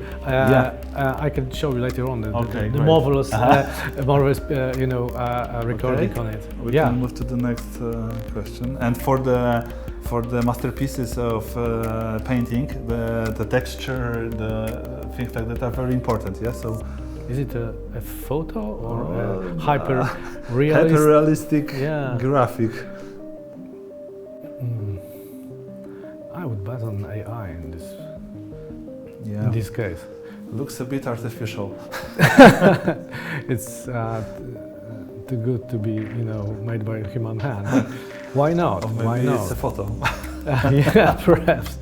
We'll see in a minute. Time's up and. AI. It was AI, okay. So sometimes being too perfect. We have two more pieces of art to go. Tum tum tum tum. Okay. So this is some kind of a robot. And this mixture of this human creation and those advanced advanced in meaning that there's a lot of things that are covered by the interface and things like that. So I think that this combination is really inspiring also. Yeah. Not only there's also always a lot of room for individual creation.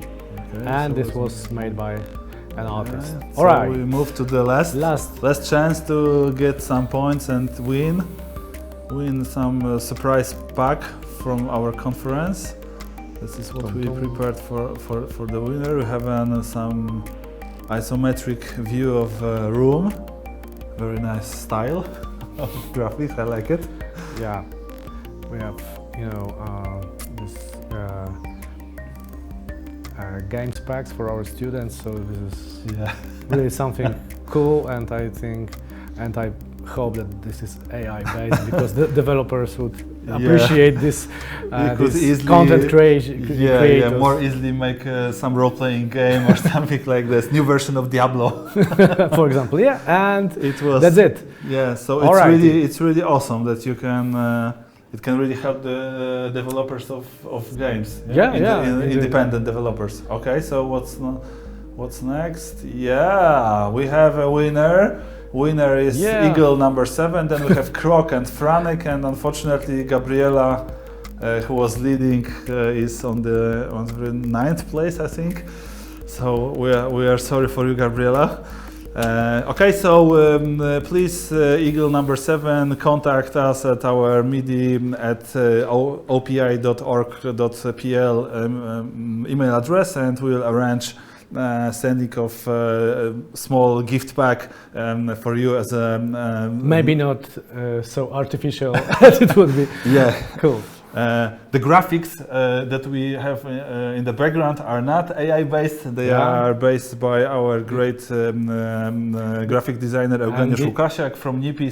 And his natural neural network output. As the best neural network to create the great design for actually for all the 3 conferences that NIPI co-organized. Okay, so we are now ready to move to our invited talk.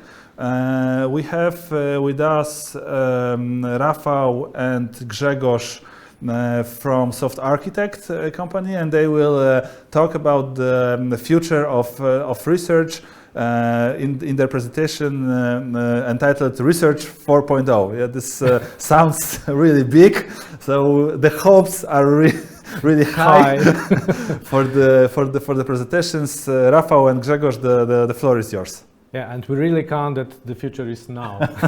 Yeah. Alrighty. Okay, can we hear you? We see the presentation. Yep. Hello? Okay, we can hear you loud and clear. Okay, let's start. Good afternoon. We are Rafał Sobczak and Grzegorz Kowalski from Soft Architect. First of all, we would like to thank the organizers for invitation for the MIDI conference. It's great honor and pleasure to attend this great event. Let us briefly introduce ourselves and explain why we, as a software company, are focused on research world and its challenges. We are more than a software company because we not only create products and provide programming services, but we also advise our clients about most effective ways of conducting research. Our solutions are designed for collecting, integrating, analyzing, and presenting data from many sources, mainly for the research companies. We provide our solutions to international leaders of research companies, as well as local ones. Our main products are OnFly, platform for collecting, presenting, and analyzing quantitative data, ScanBack, system for mobile missions where respondents can scan barcodes of both products, Flyblock, which is platform for qualitative research, and we design and build inside communities as well, from small online panels to big ones. Yeah, so what is the 4.0 research 4.0 approach, as you already mentioned? So this is approach in which all our products are built, and what it's about, and why we believe it's important to research organization, which depends on data collected from respondents. I will tell on the next slides. So what is about? So having a wide picture of what's going on in the research world, we know that due to the situation of last times, due to pandemic and post-pandemic situation, the whole world, our lifestyle is moving a bit more online, from our work, shopping, free time, and we are a bit more online than before. And the research is not the it's not the exception of it, as we have the data from the local market, from the Polish market in the 2021. About 70% of all interviews were conducted online using the CAWI technique, so it's computer assistant web interview, so which counts for 8.7 million in total. And more than 35% of them were conducted at mobile devices. It's our own data and our own estimation. But we know that all of numbers I mentioned are growing every year per several or more percent. So it was the good news, and what is the bad one? So we should be aware that the electronic questionnaire, the electronic research, has been started in early 90s. So it has right now about 20 years, and it was designed for from the beginning from KP, so computer-assisted personal interview, computer-assisted telephone interview. So always there was the human assisted of the interview. And now we have the situation of that there is a completely difference, because as we know, we have more mobile, let's say, missions in our life. We have smartphones, which are very important devices, which are sometimes the center of our life when we have the communication, but also the entertainment, but also we use it for the hybrid mode of our work. And definitely what we see right now, so there is a mismatch of the research methods and techniques which are designed for the let's say different style of life, and what we see now in among the respondents of our research. So it seems that right now in our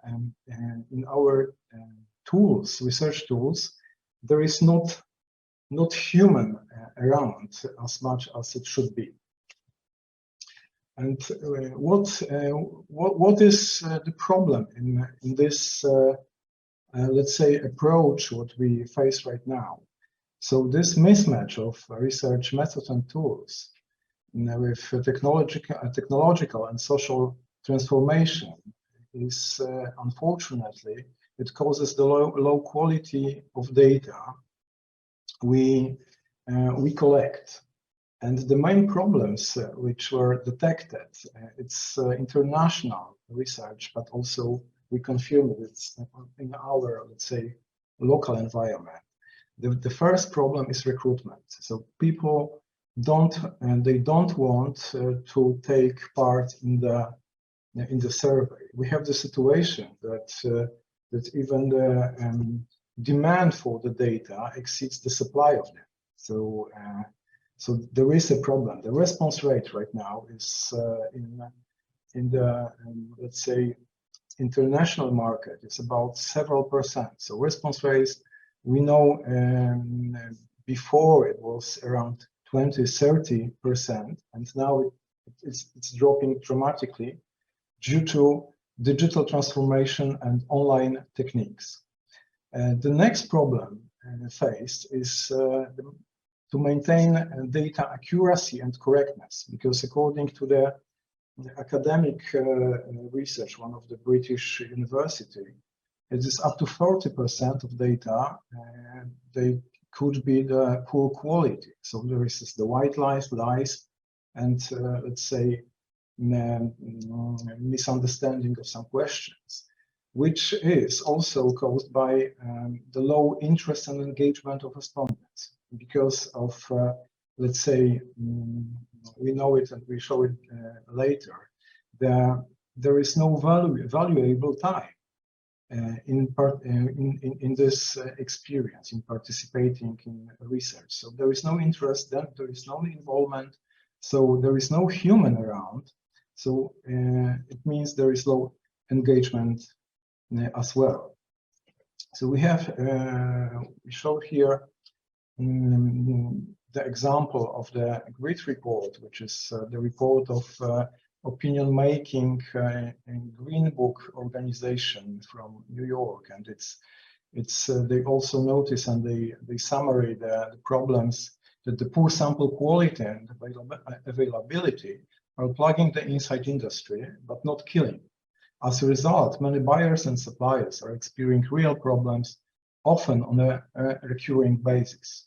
So we are aware of these problems, and we also conducted our own study and this year at the first half of the year. We conducted our own survey on panelist journey. So we went through the whole process and we asked the people who has the first contact with the online research, then they participate, they filling the first task, then they have the payment up to resignation from the, let's say, online research. So we took their comments, their needs, their motivations. We prepared even the segmentation, the typology of respondents, and then what we also detected, we confirmed the problems and the whole, let's say, industry is aware right now. But we also learned that research recruitment problems is mainly due to an attractive image of the world of research. So especially the young people, they see really nothing attractive in the, let's say, research experience, research world. They think the researchers are non-creative, boring guys, who can offer really, let's say, who can offer nothing valuable to them. There is also a barrier of lack of trust and concern about the security of the data. So we have a lot of comments about it, that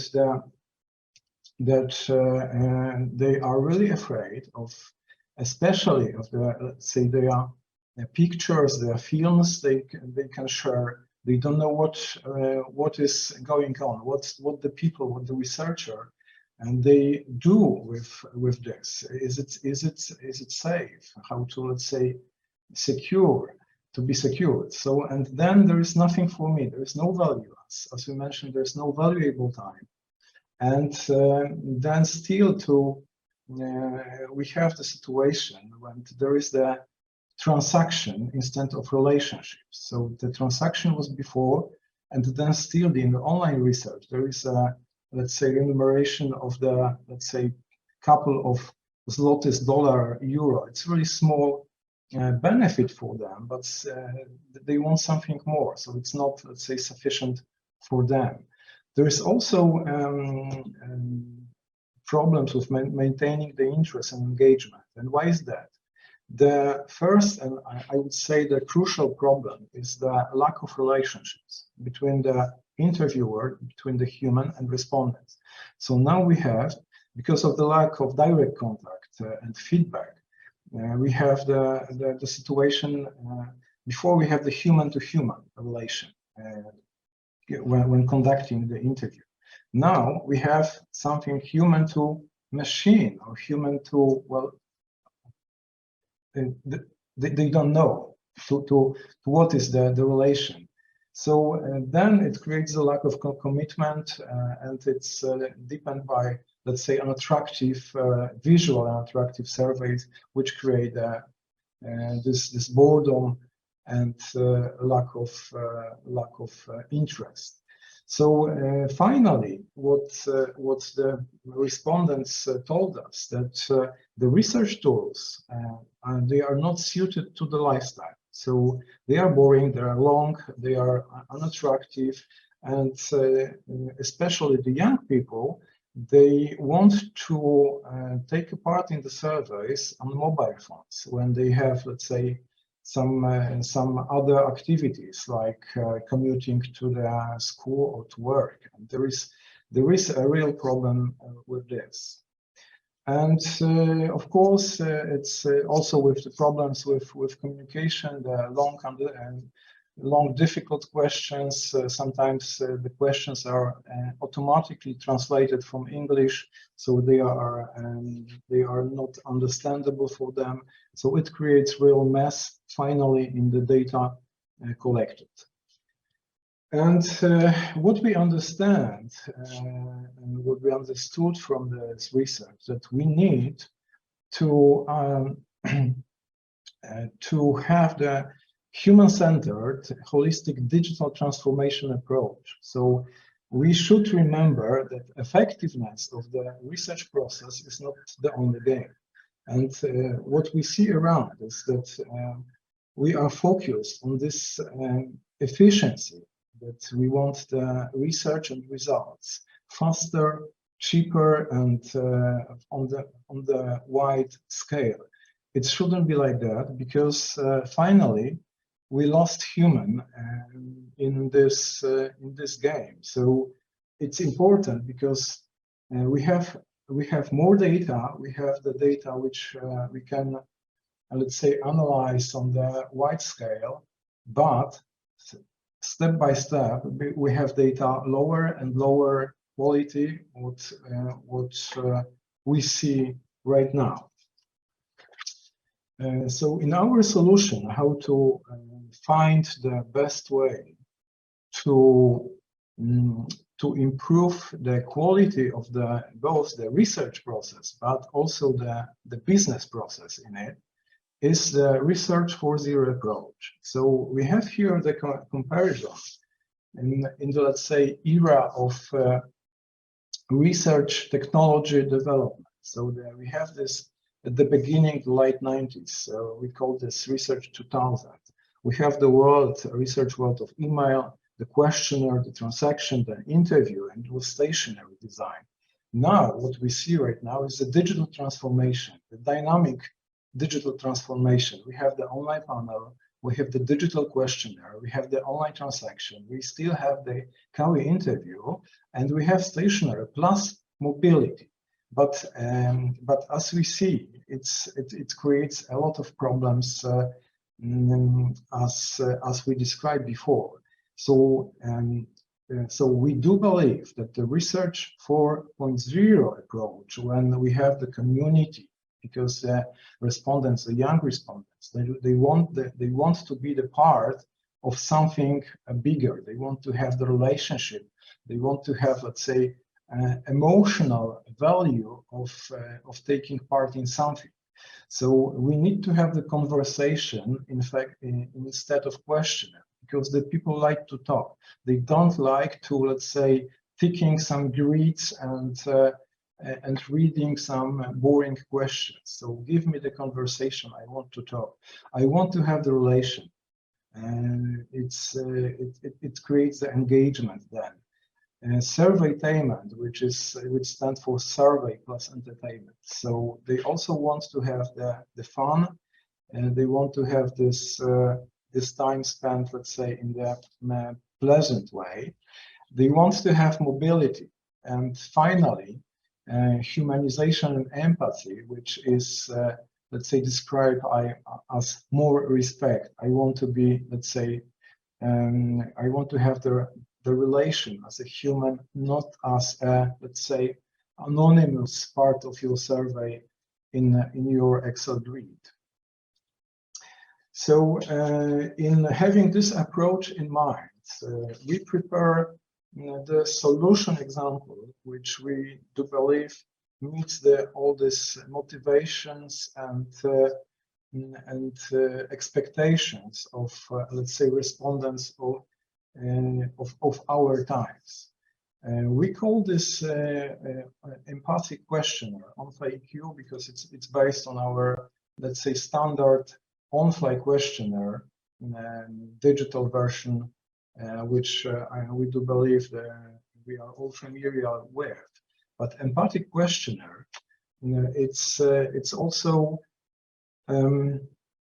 with this approach, it puts emphasis on aspects such as relationship and respect, transaction and emotional currency, and servant payment and valuable time. So we do believe also that it is translated to high quality of data collected, and then why we conducted also our R&D study to confirm all this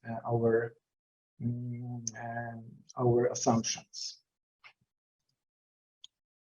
Relation and respect, how we gain this value. So in our surveys, the invitation to the survey is done by a person who emphatically encourages participation in it. And finally, thanks for completing this. So it could be the real person. In this case, this is the pre-recorded actress called Susa, but it also could be, as we also use the avatar, it's interesting, let's say, part of our research as well. We'll show you the results.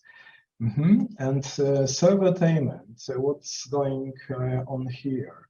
So we also we know that it should work well on the mobile devices and be visually attractive.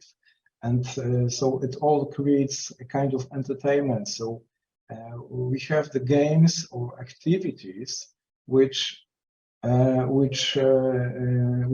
to collect points, drop, or notes, and finally, for example, the music notes collected could play the music from this collection respondents just took. Animation of visual elements. So we have, let's say, the hearts, the emojis, the thumbs, so which could be used for, let's say, interaction and or such, let's say, imagination that there is the conversation with another person.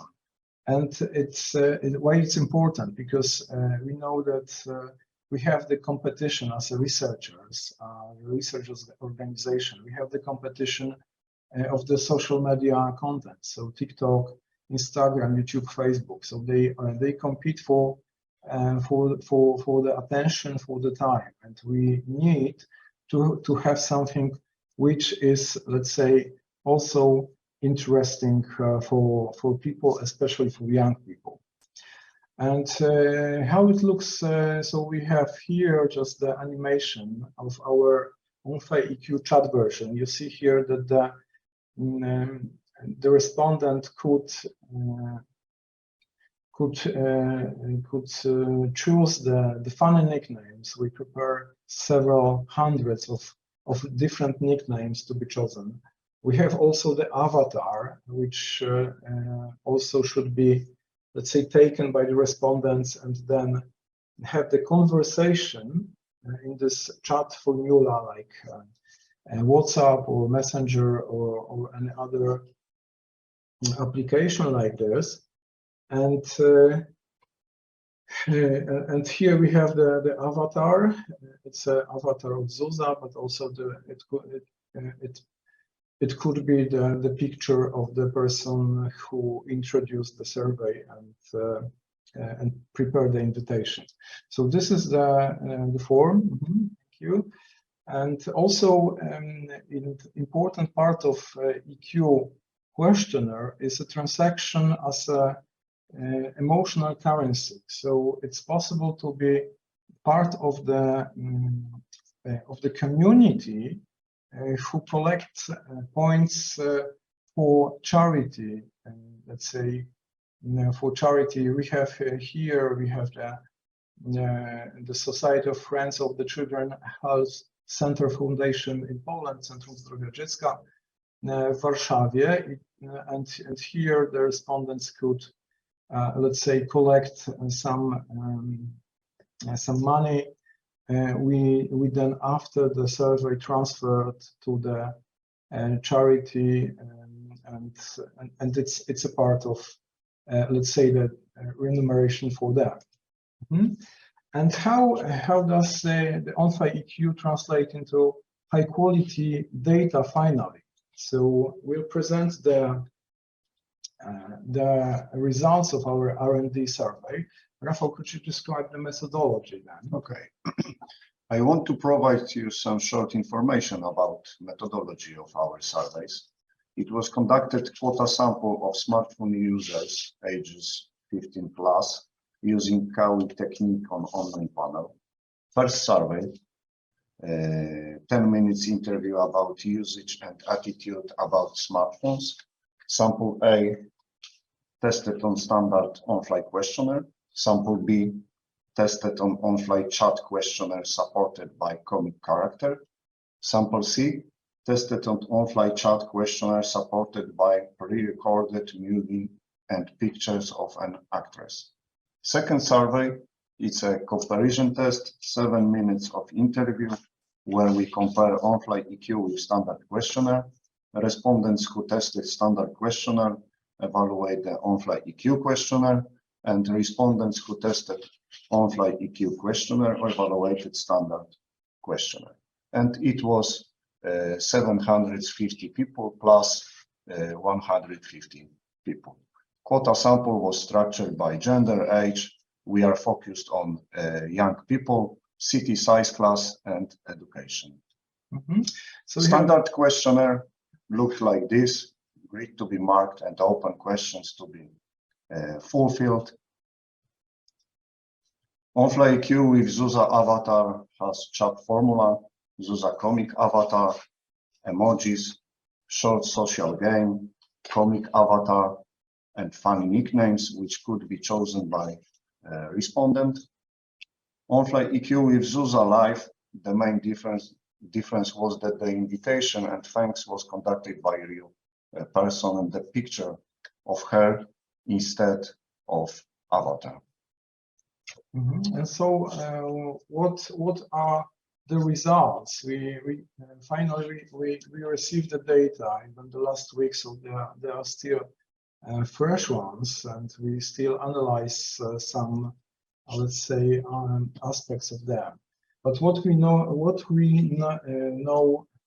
right now. So in terms, I'm sure you remember that we have the EQ is about the relation, about the community, about entertainment, and finally about data quality. So how we fulfill all this criteria.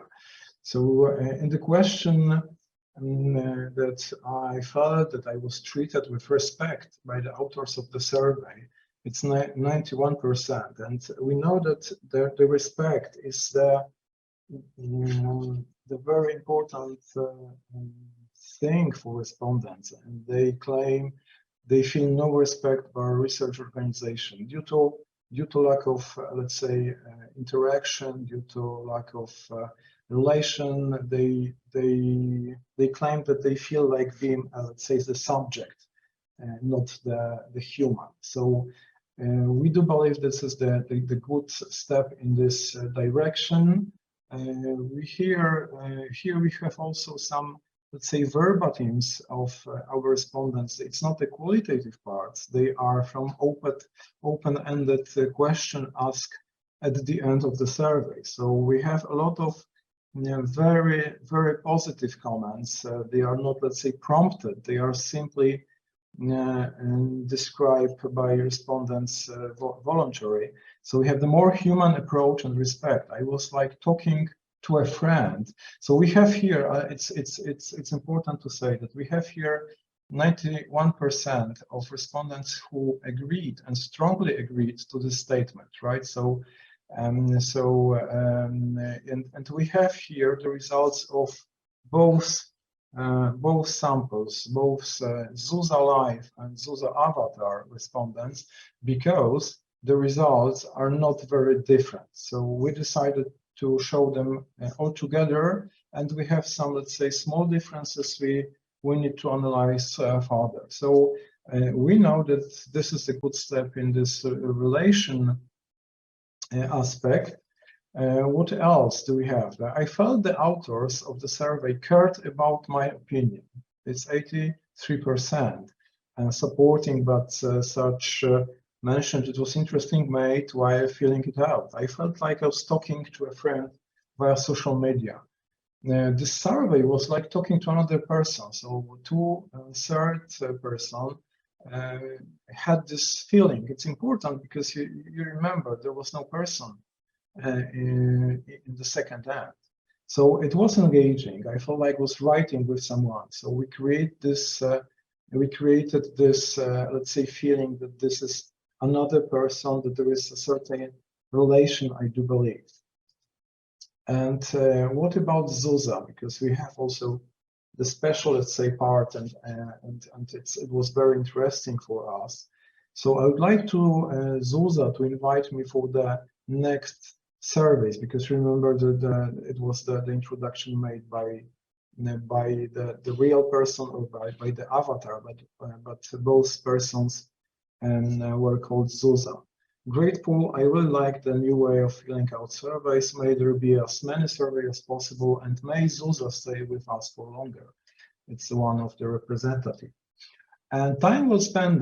We also, it's important for us to give valuable time for the respondents. So it was curious to know if it gives valuable experience. I wish there were more pools like this. It's still 90% of respondents. It was great, visually interesting questions, nice arcade game. Each subsequent question was not boring, it was interesting, probably the best survey I've ever done in my life. About the fun, I should have been mentioned that there was a mini game, because then we ask in between of the survey, sometimes in between of long 20-something statement about using of smartphones. We ask all people to participate in the short game. They need to click or put on the target sharply after 3 seconds. And then we show the results ranked to all other participants. So it was the results was something like, okay, you put in the screen in the target after 4 seconds. So 20 or 50 people were better than you. And we asked to for some of them, if they want to play it again. And I do believe it's on the next slide, because it's on the next slide. No, so I'm sorry. So we have the 90% of people who played the game, they wanted to play it again. The survey was visually attractive. It's also the big problem of the standard questionnaire, which are, let's say, even boring from the design. They are very serious. There is nothing, let's say, nice in them. So this survey was visually attractive for almost all of them. I like the look of the pool. It was very intuitive, visually clear. I'm really impressed. And finally, what is this effort is doing for the improving data quality? So we haven't a lot of indicators in our study, because it's not the, let's say, the work from our side is not fully done, but we have some indicators about it. So we have the declaration. I completed the survey with more commitment than others. As you see, 69% admitted or just declared that it was for them more engagement, and it creates more commitment to them. Superform, visually interesting and more engaging than normal surveys. What is also important, and what is the, let's say, for us, the clear value of this research tool, this conversational chat empathic questionnaire, is that we analyze and the open-ended questions. It was kind of six open-ended questions, mainly about the usage of the phone, what I do with my phone, what I like, what dislike, what I'm missing, because the survey was about this. And we analyzed the open-ended questions, and comparing to the standard questionnaire, we found out that it was from 10 up to 25% more content in it. So it's, let's say, the evidence that the and the engagement in such surveys translate into quality, and it's very important for researchers. Finally, we have two slides comparing our EQ to on-site standard, because as you remember, we have also the evaluation and comparison. And so we sent to people who at the beginning fulfilled the standard questionnaire. Finally, we sent the EQ questionnaire to be compared, and the people who at the beginning filled the EQ questionnaire, finally they receive also as a second one the standard one. And we asked the question finally, which survey of two was better in, and we have the criteria. So I like the introduction to the survey. As you see, 80% mentioned that on-site EQ was better, and there is nothing surprising here. Visually attractive, 75% on EQ. I wish there was more surveys in this forum, 73%. The survey was like talking to another person, 71. I had a good time completing the survey, 66, also 66. I had fun by completing the survey. And we have also the last one. I completed the survey with more commitment. I would recommend the survey to my friends, both 64%. I felt the authors of the survey cared about my opinion. 53, I felt that was treated with respect by the authors of the survey. So this we have this relationship respect formula, which also for almost half of respondents were visible, and they declared that the on-site EQ is much better than standard questionnaire in this, let's say, in this mission. So to have, okay, I could complete the survey in this form without any salary. It's something like, let's say, the control question, as you see. So even in this statement, 1/3 of the respondent, they mentioned that if there was no salary, there was no price for filling this, it was this on-site EQ, which is not surprising for us as well. The survey was like the others. We have here the equal and the equal results, because the survey still, I think that it was more in this, let's say, about it was the comparing the using the smartphones and all these attitudes and usage than the other aspects. And we have the summary finally. So we have to say that on-fly EQ is a tool that answers the problems of standard online surveys, such as monotony, boredom, lack of relationship and interaction with the interviewer.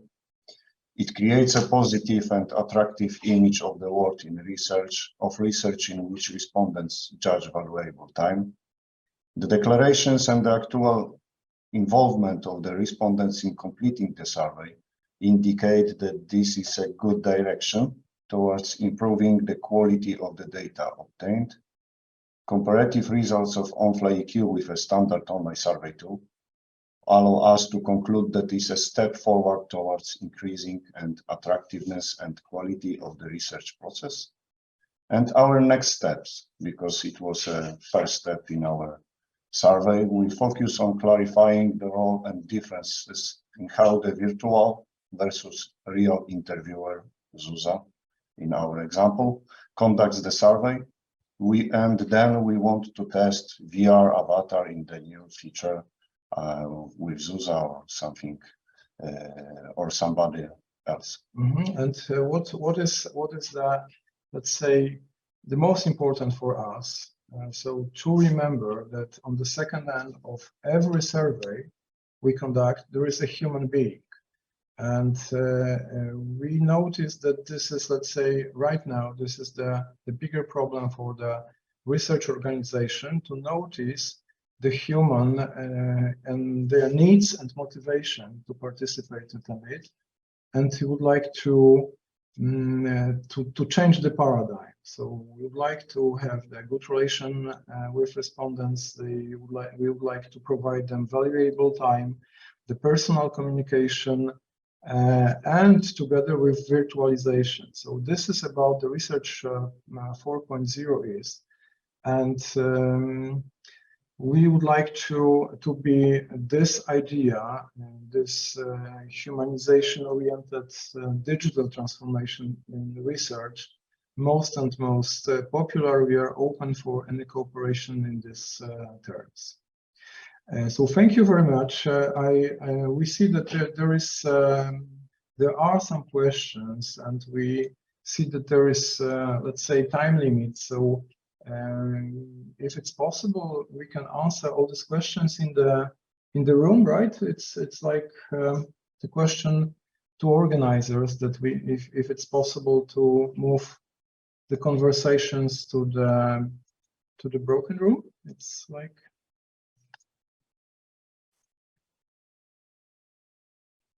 Okay, thank you very much for your interesting presentation. I think we could have time for one question. So if you could choose one question from the chat, and like you said, we can move with the rest of the question to the breakout room later. Yeah, right. So it's still because I see there is a methodological issue.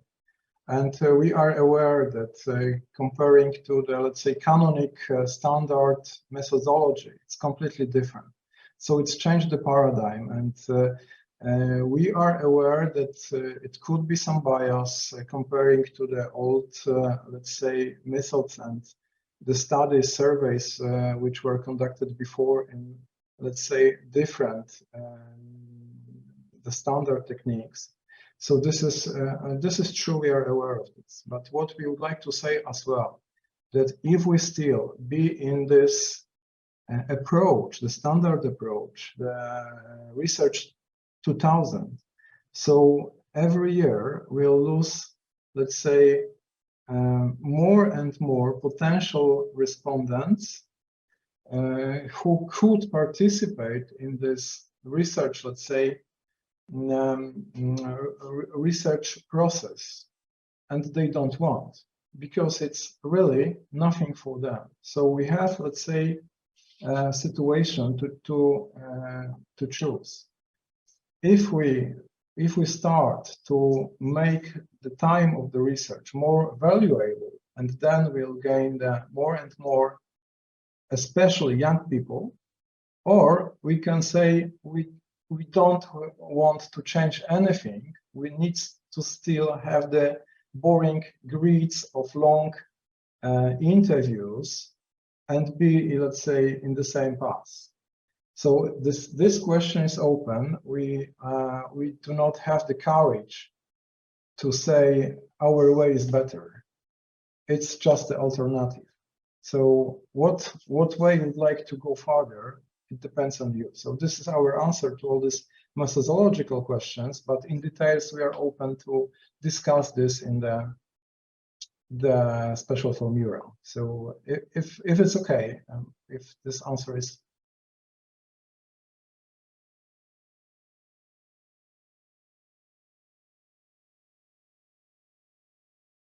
Okay, so maybe I will take the last here. If you are aware that this is biased, there is no point relying decision on this bias.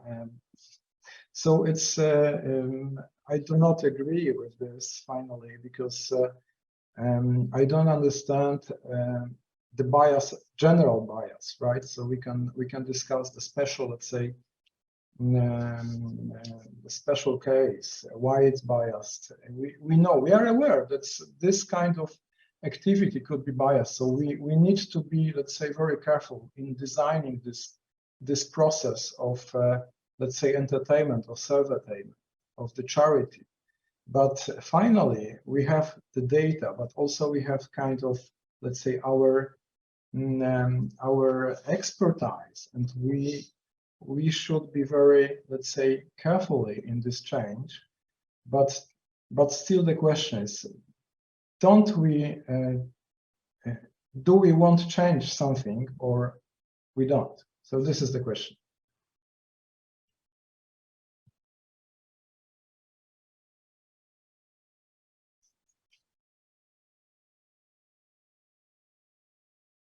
Okay, thank you very much for your answers. Like I said, with more questions, we have to move with the discussion to the breakout rooms. So thank you again for the presentation, and we'll announce the breakout rooms after this session of presentations of papers. And now we are ready to move to the next session of paper presentations, which will be the second of our special session concentrated on virtual reality and education. We'll have several papers there, for example, about the snake robots in virtual reality, and also about the use of virtual reality as a tool for training power lifters. And talking about powerlifting, I have a riddle for you. Do you know what's the difference between a rabbit lifting weights and a rabbit with a flower up its nose? One is a bit funny, and the other is definitely a fit bunny. So images courtesy of DALL-E 2. So the other connection to the AI generated content today. Okay, so we are ready to move to the session, and as it is virtual reality session, I will try to join the authors, which are currently in Horizon workrooms. So let me grab my headset, and I try to connect. Okay. Okay. Just a moment. I try to connect to the room. So I'm traveling into virtual reality now. Hope everything will go well and I won't lost my way. Okay, and I'm here. So I think we can switch the view of our virtual meeting room for all the participants connected on Zoom. I just need a confirmation from our technical team. Is everything working all right? All right, everything is fine. So the chairs for this session will be Anna Sibilska-Mroziewicz and Jakub Morzaren. So the floor is yours. Hello. Hello.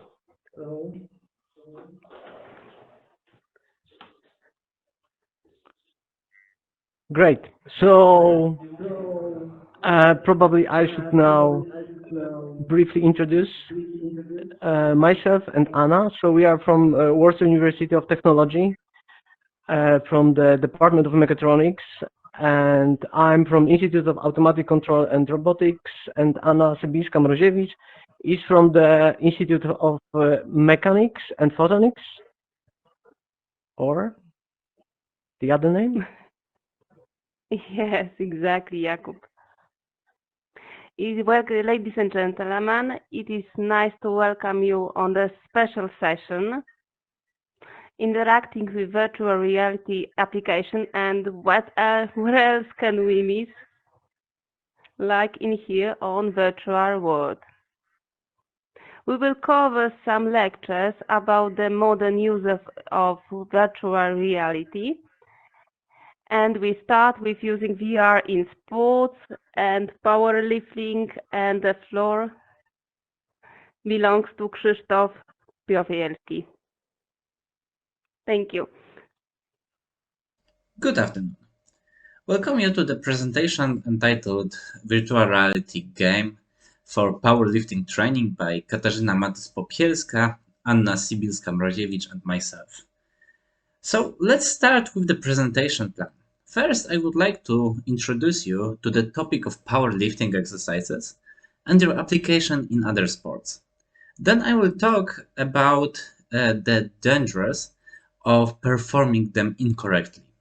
After that, I will move on to virtual reality application for sports and the application developed by us. Finally, I will present a summary and the project's next steps. So let's go to the powerlifting. Powerlifting is a strength sport discipline consisting of 3 exercises: the squat with the barbell, the barbell press lying on the horizontal bench, and the deadlift. However, the argument for addressing the topic of powerlifting exercise was not the specific discipline, but the popularity of performing these exercises in various sports. These exercises are performed by powerlifters, CrossFit athletes, but also athletes in other sports as part of their motor preparation for the season. They are also performed by amateur athletes in gyms and during rehabilitation. Poor performance of this exercise can cause serious injuries. If we add this to the popularity of these exercises among beginners of strength sport, we get quite an explosive mix. According to the literature, for powerlifters, the injury frequency is about 1 to 4.4 injuries per 1,000 hours of training. For CrossFit athletes, the data looks even more severe. Now imagine a person training on an average of 3 times a week. Statistically speaking, if he practiced powerlifting, he would have an injury once every 2 years, while for CrossFit, he would have an injury once a year. Okay, so now for a moment, let's just go away from strength training and let's try to analyze the sense of using virtual reality applications in sports. According to the literature sources, these applications allow us to create an attractive training environment which expands the training time. In addition, they provide instant feedback and allow you to practice a specific movement, sport element in a controlled and, what's important, repeatable and safe environment. What I also think is important that more and more apps are appearing to support doctors, physiotherapists, and biomechanics, which strongly connects with sport. Combining the knowledge of power triathlon and the advantages of virtual reality training, our team has developed an app to support the safe learning of sports movement pattern of powerlifting patterns. The app has 4 levels of difficulty for each exercise. At the beginning, the player is presented with an instructional video showing the most critical elements of the selected exercise. Then the path leading to the training station is displayed. We can see the path in the picture. Exercises are performed using a virtual barbell. The user sets up on the stand and checkmates were used as a part of the alligator check. Then after correct positioning, the trajectory of the barbell guidance is displayed. The trajectory was developed based on analysis of video footage, literature analysis, and consultations with powerlifting coach. Of course, the trajectory will change, or elements of trajectory will change or will disappear. It's connected to the levels of difficulty. During exercise, we have a virtual coach tool. It is activated to remind you of the most critical elements of each exercise. The number of repetitions is also displayed. After completing an exercise, the player goes to a scoreboard, where feedback from each repetition and difficulty level is displayed.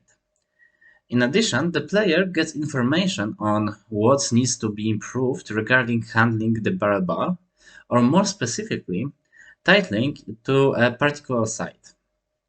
A humorous summary of the entire workout in a 5-point Pictionary scale has also been added. The virtual reality area of the app has been placed in a maintained environment. and motivational music has been played.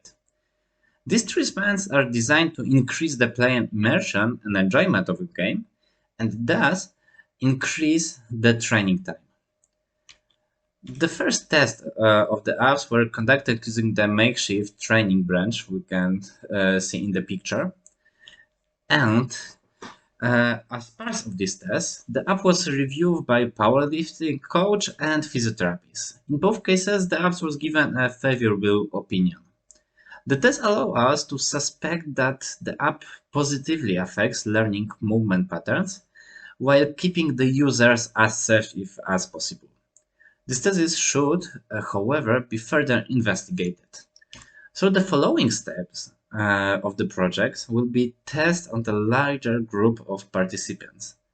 User will perform exercise both in virtual reality and on an accurate load under the supervision of the powerlifting coach. During the study, the translation of movement patterns learned in virtual reality to the performance of exercise under load will be checked, as well as whatever the simplifications introduced for measuring only the variable were too much. So there is a bibliography, and thank you very much for your attention.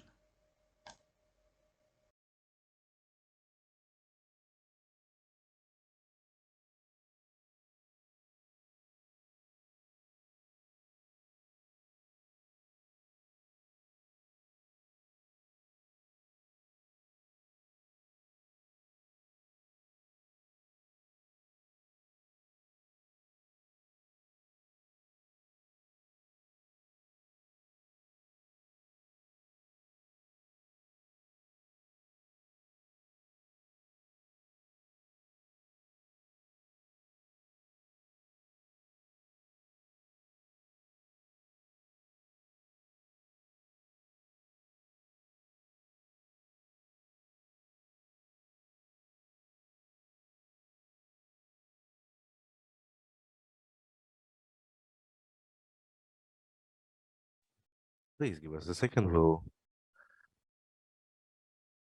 fix the technical issue shortly. Positions and of hand and torso.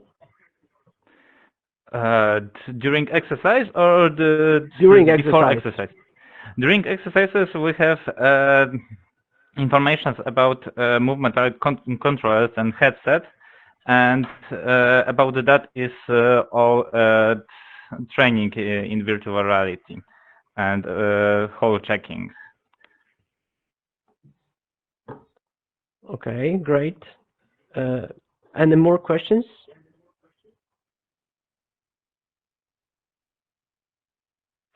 Okay, so maybe I have one question also. So all trainings, I presume, were done without the load. Is it Yes, true? that's right. Okay, so the question is, can we say that, you know, the system will work for people who would like to improve their training, but when you are training without load and with the load, are there any differences? There are differences, but learning movement patterns, it's other thing that progress in weight. When we learn moving patterns, we learn how to do exercise correctly without any dangers of contusion and surgery. So when we improve our movement patterns, we can use heavier weights. It works in other applications, and for me it works too in windsurfing. I am a windsurfing trainer, and during teaching new movements, I use visualization. And on the water, this visualization works. The movement patterns are learned on the beach. So I believe in powerlifting it could work too. Okay, so the last question here, can you verify that the body movements improves with time on the basis of this data? I believe yes, but it is needed to make more more exercise, more research in this application. Maybe use, for example, Vicon system. It could be accurate, but or cameras. But now it is. I didn't do it. I just check using headset and controllers. Okay, great. Thank you very much. And I now invite other people to present their work. Kinga Skorupska, Maciej Grzeszczuk, Anna Jaskulska, Monika Kornacka, and Wiesław Kopeć. So the presentation is on a case for VR briefings, comparing communication in daily audio and VR mission control in a simulated lunar mission. So the floor is yours. Hello everyone. My name is Maciej, and together with Kinga, we will present you the work of our interdisciplinary research team, with Anna, Monika, Grzegorz and Wiesław on board. We were recently conducting a simulated lunar mission in the analog habitat, during which we had the opportunity, among other things, to verify the impact of the use of a VR on the effectiveness of communication between the crew and the mission control. The communication method that's being used has a potential impact on both the operational aspects, but also on the well-being or the mood of a crew. In day-to-day situations, there are constant interactions between the crew members and between the crew and the outside world. Some are job-related, but there's also a lot of casual interactions.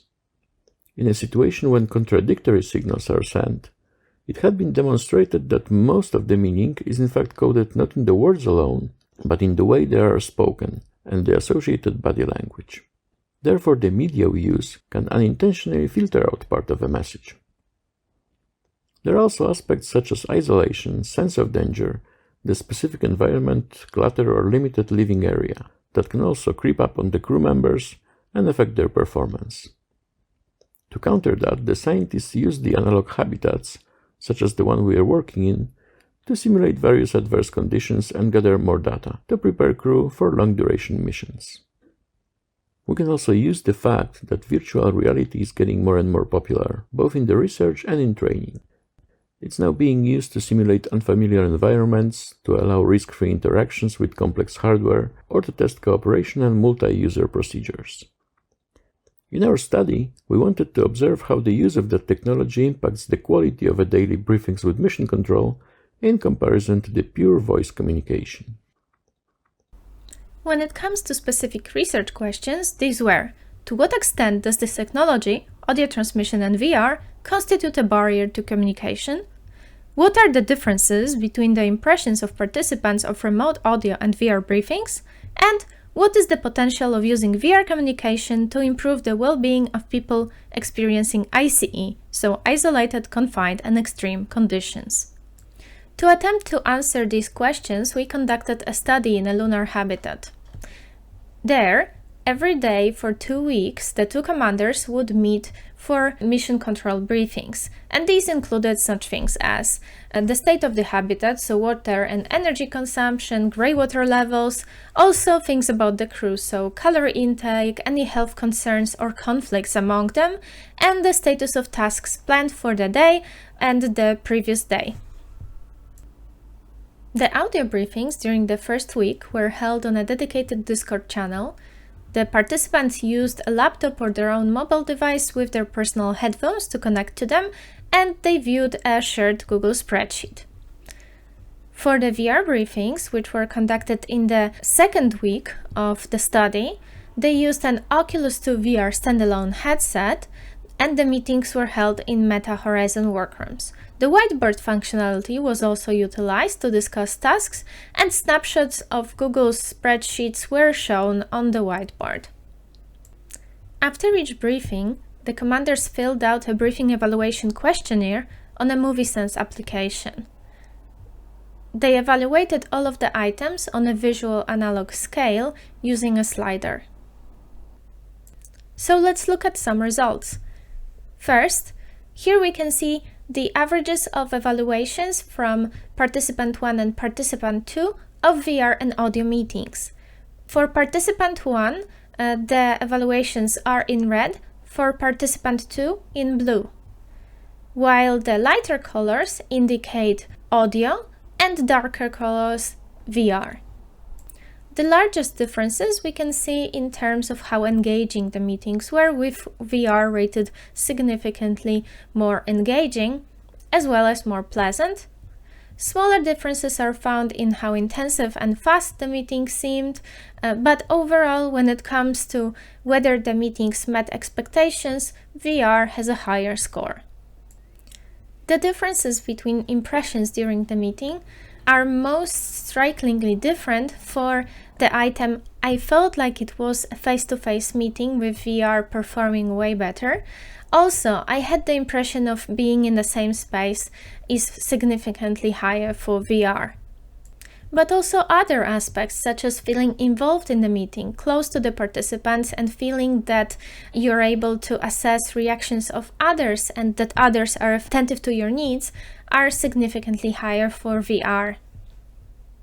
Participants also found it slightly easier to focus on VR meetings. These results are also supported by journal entries of the participants explaining how the ability to use gestures to communicate, especially complex engineering problems and emotional states, was very important for the quality of communication. When it comes to participants' mental states after finishing the meetings, we can see that they are slightly better, more positive after VR meetings, especially in terms of content, being enthusiastic and joyful, but the sample is really too small to indicate any possible causes for that, as there may have been other events that may have interfered with their evaluations. Overall, however, the pilot study points to possible positive effects of enriching audio-only communications with VR, especially in stressful settings requiring frequent reports and demanding high understanding between participants. VR in our study forced participants to fully focus on the meetings and to be in the moment, despite the perceived cognitive decline and the stress of meeting daily goals. So, future work ought to explore the effects of substituting other modes of communication, so audio or video, with VR in longer, larger studies. Thank you.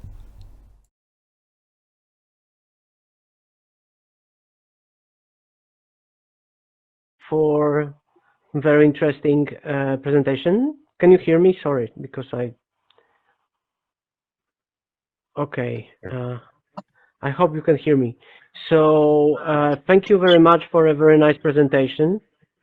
Okay, thank you. And I have one short question, but maybe there are some more people who would like to ask something. So if you have any questions to this presentation, please ask them in the chat and I will read them. Okay, so what's the question? We are still waiting for the question. Mm-hmm.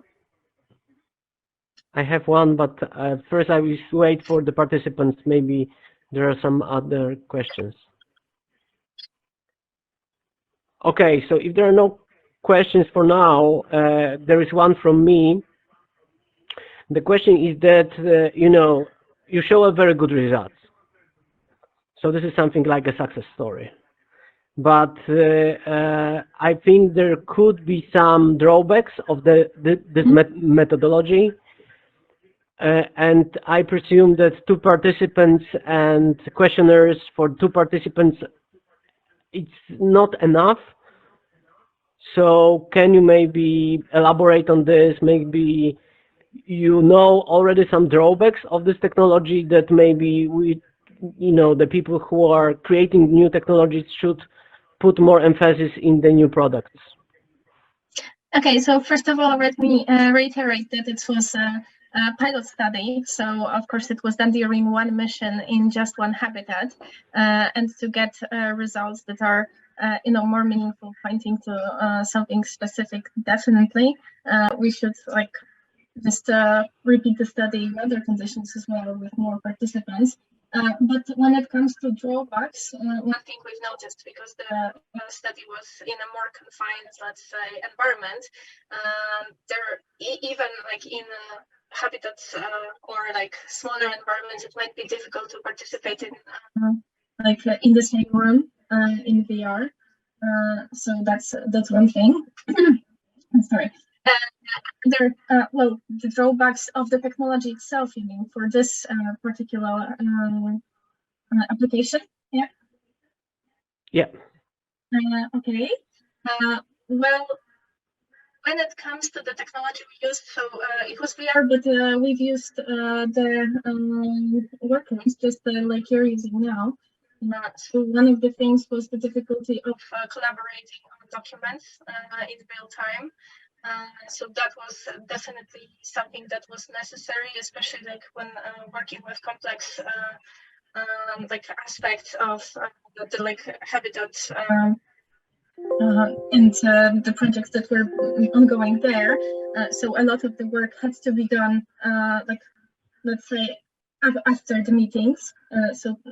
But still, they like took like the opportunity of using the blackboard for this. So that can be definitely mitigated. But did you have any specific like drawbacks in mind?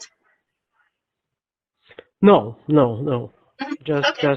Just basic question. But we have another question. So thank you very much. But we have one more question from the audience. So the question is, do you think that meeting with video like Zoom or Teams could be as good as VR meeting? Because you compared audio and VR only. Yeah. So in terms of the like in terms of combining complex things such as, for example, related to engineering that happens in such conditions and habitats, it seems that VR was better because of the ability to use gestures pointing specific, like into specific directions, let's say, instead of just being flat on the screen. So this 3D aspect to being able to explain some things was definitely like a huge plus. So as in terms of video, so like one thing that was lacking was of course, like facial emotional expressions, and maybe that is one drawback, but it seems like a lot of these can be conveyed via voice, and when they're combined with like directional movements in VR, that's both of these are quite powerful. Okay, great. So thank you very much. For next questions, there will be time for you in the breakout rooms later. Okay. So maybe now, Anna. Okay, so we would like to welcome the next presentation, construction and evaluation of a laboratory stand for testing MV switch gears using VR technology in the power industry. By Tadeusz Deszczyński, Kacper Berdek and Dariusz Naruszewicz. It seems. Welcome everyone. My name is Tadeusz Daszczyński and I'm working in Warsaw University of Technology in Electrical Power Engineering Institute. Today I'm going to present you my article about construction and evaluation of a lab stand for testing medium voltage switchgear using virtual reality. The presentation plan is shown on the slide.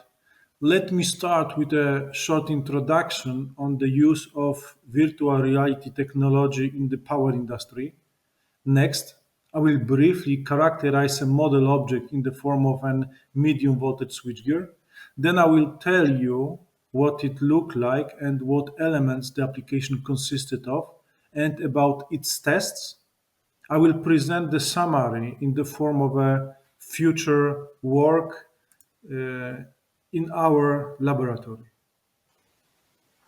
The concept of VR technology was first introduced in 1989 by the American programmer Jaron Lanier, the founder of VPL Research, in order to name a computer-simulated three-dimensional environment modeled on reality. VR technology has gained its application in many areas of everyday life and in many branches of modern technology.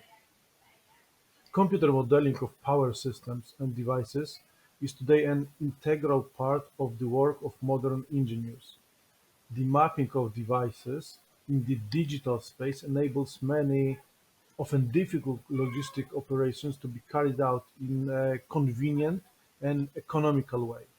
For example, a transformer or switchgear consists of many individual components that take a lot of time and money to make. These elements are then transported from many other distant locations in order to assemble them into one desired power device. The final effect of assembling such components translates into the considerable size of the devices, which is associated with many difficulties.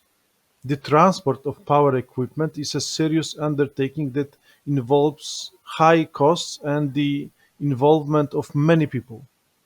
In the proper functioning of the power system, physical devices that play the role of generation, distribution, transmission, or even protection cannot be omitted, while for purely didactic purposes, the undertaking of creating and transporting the device may turn out to be an extremely expensive procedure.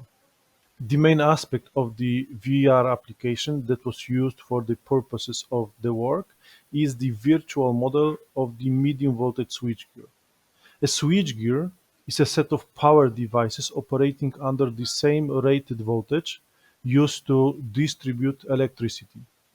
It consists of a structured equipment with bus bars and insulating elements, as well as power apparatus that performs a switching, protection, or measuring role. The medium voltage switchgear implemented in the application is based on the real model of a switchgear manufactured by Electrometal Energetica SA. The described switchgear has been developed in a four-compartment version.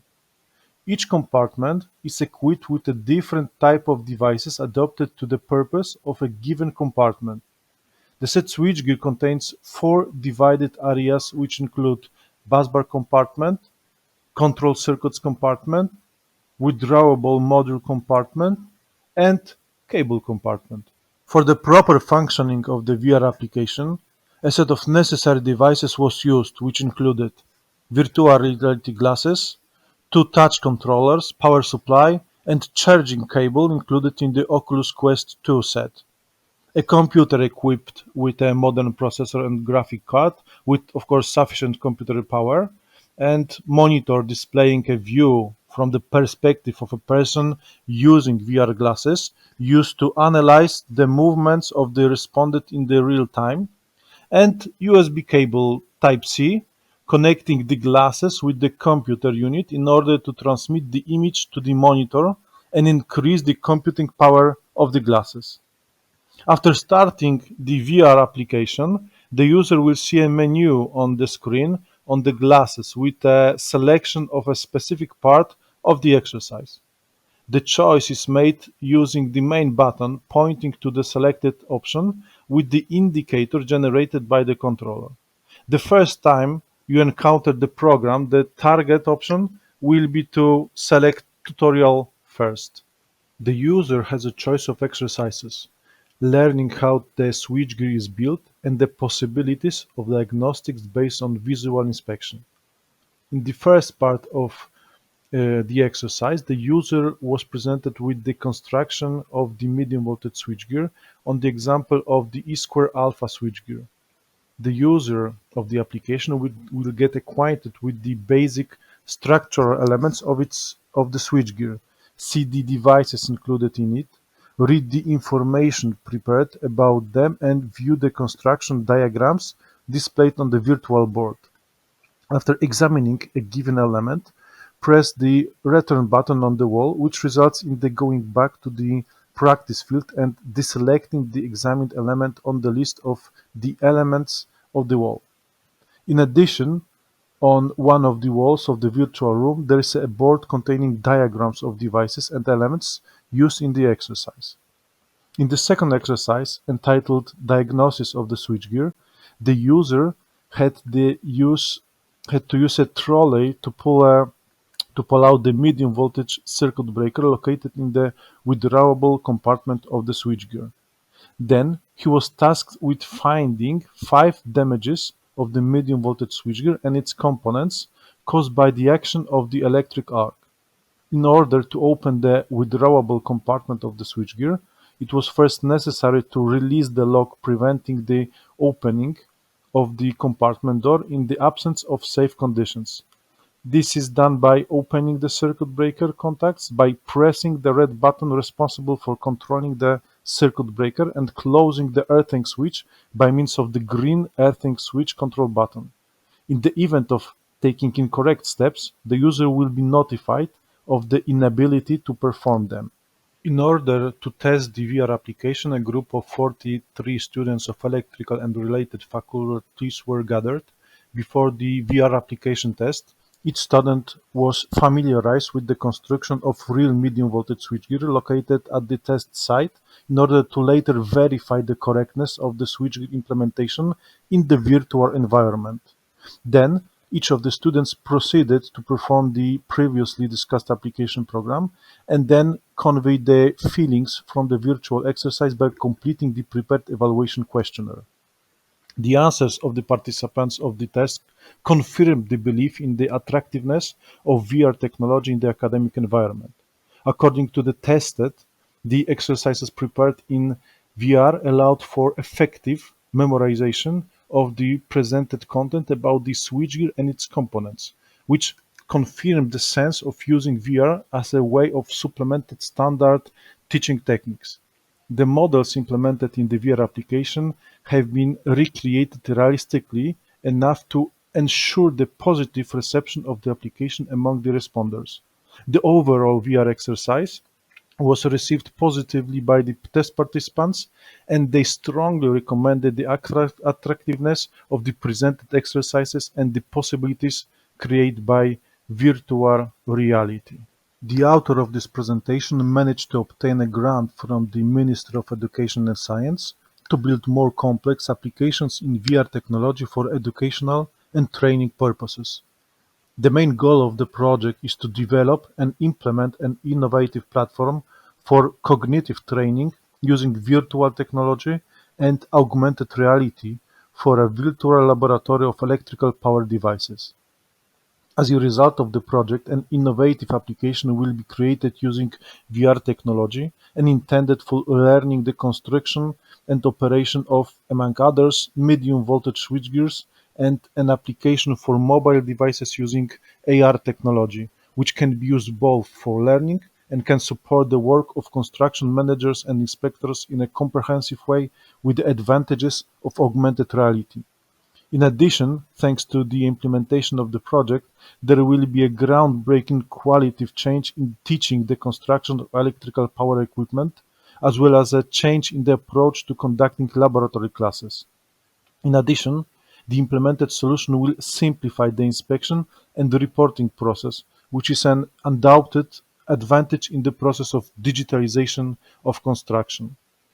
Thank you for your attention, and I invite you to our laboratory in the Warsaw University of Technology.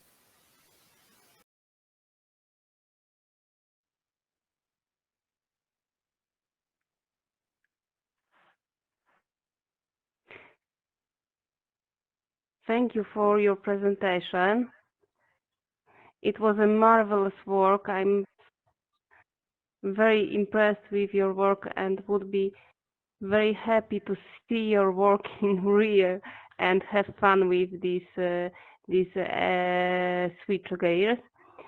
And tell me, is it possible to tell what kind of technology have you used to prepare this work? Because it's a great technology and very impressive. Hello, can you hear me? Sorry. Yes. Okay.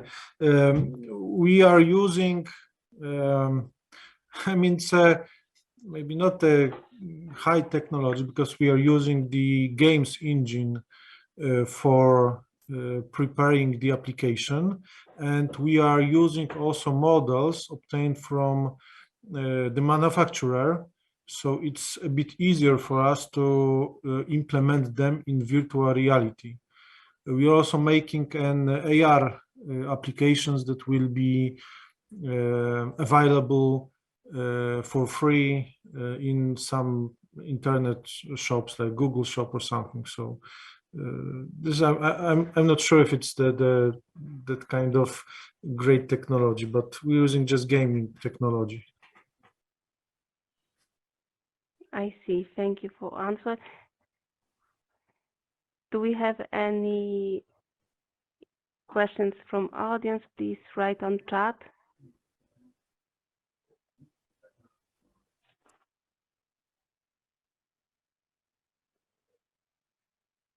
If we do not have, I one more time express my impression with your work. Okay. Jakub, can you? Sure. Okay, so the next presentation will be by the team from Warsaw University of Technology with Anna Sibiska-Mroziewicz, Aisha Hamid, Jakub Morzaryn, and Professor Andrzej Ordys. And the title of the presentation is Virtual Reality Simulations of the Snake Robot. Dear audience, my name is Anna Sibielska-Mroziewicz and I would like to present on behalf of my team Aisha Hamid, Jakub Morzaryn and Professor Andrzej Ordys our work with virtual reality simulations of the snake robot. Snake robots, also known as snake bots, are multi-body automatic systems resembling biological snakes. Their small cross-section to land pressures allows them to move and maneuver in tight spaces, so they can move freely in pipes or cluttered environment. Moreover, their ability to change the shapes allows them to perform a wide range of behaviors, such as climbing stairs or trees. Snake robots are used to assist search and rescue teams and to maintain hardly reachable systems. The well-known mathematical model of the snake robot was taken from Snake Robots Modeling book from Springer, written by Lierczewak Patterson. In this dynamical model, the forces between snake robot and the substrate are presented as viscosity friction. The strong anisotropy of friction coefficients in normal and tangential direction is a necessary condition for robot to slide forward. The resultant force, snake robot motion, is similar to real snake gait called lateral undulation. The equations of motions were implemented in MATLAB program and solved using ODE solver implementing Runge-Okuta method. In program, we wish that robot's head will reach the designated reference position. To control robot joints, we use model predictive control and line of sight method with PID controller. The derived program allows changing simulation parameters such as number of segments of robot, friction coefficients, gain of controller, and reference position that the head is following. The resultant trajectory has a form of the snake's head position and angles of rotation of each joint. This data is saved to file and then it is read by visualization program. As a result of MATLAB simulation, we can plot values of joint angles or positions of the snake's robot's head. However, these data do not derive to us much information about how the robot actually moves like. That's why we wanted to prepare an animation that will visualize the snake motion in 3 dimensions. The solution was at first implemented in Simulink 3D animation, which uses virtual reality markup language. This animation allowed us to see more deeply the motion properties of our robot. The virtual body of the snake consisted segments modeled in Inventor software and downloaded to Simulink by STL file. The next step of our work was to use more advanced technology offered by Unity Engine to visualize the snake robot's motion. To enhance virtual reality functions, we used the XR Interaction Toolkit. The VR application was tested on Oculus Quest 2 headset. In ultimate version of our program, the MATLAB and Unity software will run parallel and exchange information via TCP socket technology.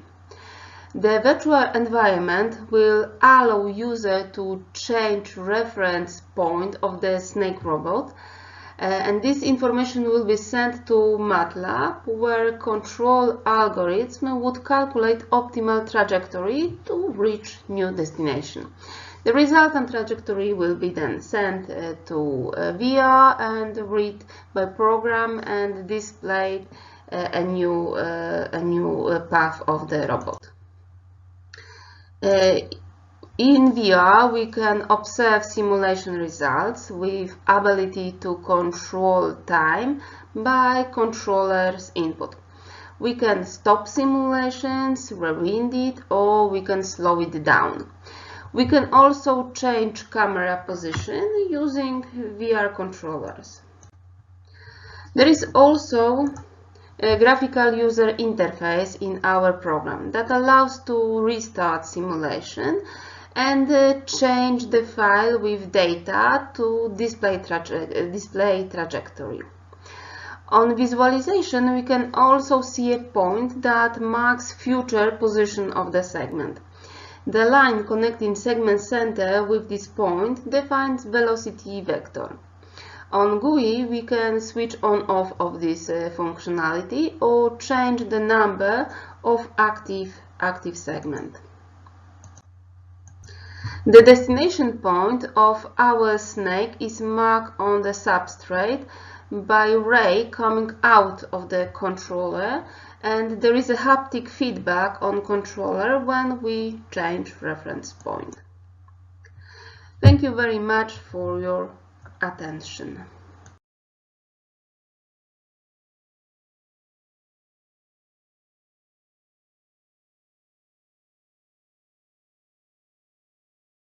Now I'm opening the question part. So if you have any questions, please write them down in the chat. I will read them to the presenter, and I hope we have some nice discussion here.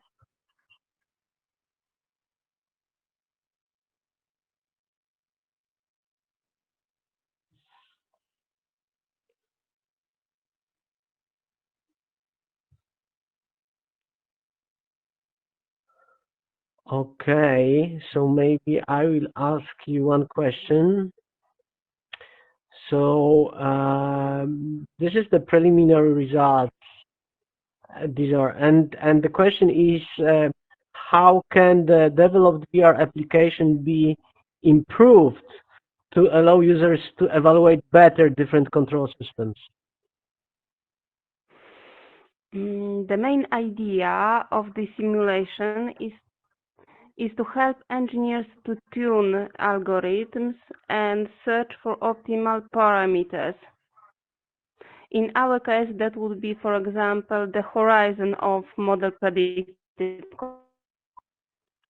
When we see how the snake or the robot generally moves and what's happening and visualize and predict positions, then we can test different algorithms and see more insight into the performance of the controller.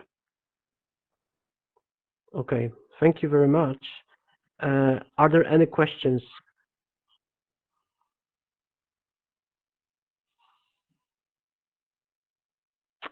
Okay, so now If we don't have more questions, we will switch to the paper number 5. Probably very important about the medical application of the VR. And the name of the presentation and the paper is Prototype of Virtual Reality Game to Support Post-Stroke Recovery in Patients with Spatial Neglect Syndrome by Katarzyna Matys-Popielska, Krzysztof Popielski, and Anna Sibilska-Mroziewicz. Good afternoon. My name is Katarzyna Matys-Popielska, and on behalf of Krzysztof Popielski, Anna Sibilska-Mroziewicz, and myself, I would like to present a prototype of virtual reality game to support post-stroke recovery in patients with spatial neglect syndrome. Stroke is a serious social problem. Every year, stroke affects 12.2 million people worldwide, which equals 1 person every 3 seconds. This implies that 200 people in the world will suffer a stroke only during this presentation. More importantly, stroke is no longer a disease of the elderly, as 63% of strokes in 2019 involved people younger than 70 years old. The map shows the number of stroke survivors living on each continent in 2019. In Europe alone, 12.6 million people are living after stroke. That means 1.5% of Europe's population has suffered a stroke. Many of them have been touched by various complications. Post-stroke complications are different in severity and can affect almost every system in person's body, including the nervous, circulatory, or respiratory system. And post-stroke complication may also affect the whole body. Semi-neglect syndrome is a complication affecting about 30% of stroke cases.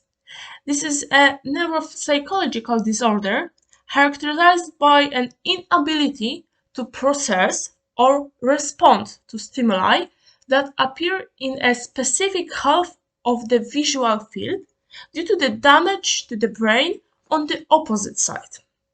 In addition, the patient may not use the limbs on the neglected side despite absence of their paresis. Figuratively speaking, when we ask person with semi-neglect syndrome, how many people do you see on this picture? This person will answer 12. Rehabilitation in semi-neglect syndrome is based on stimulation that directs the patient gradually from the non-skipped side to the skipped side. Over time, more and more of the exercise will be transferred to the neglected side. At present, such rehabilitation is based on transferring bottle caps or bags to a basket set up by the physiotherapists. Such rehabilitation is very monotonous and unwillingly performed by patients. In addition, it requires the physiotherapist's full focus on a single patient.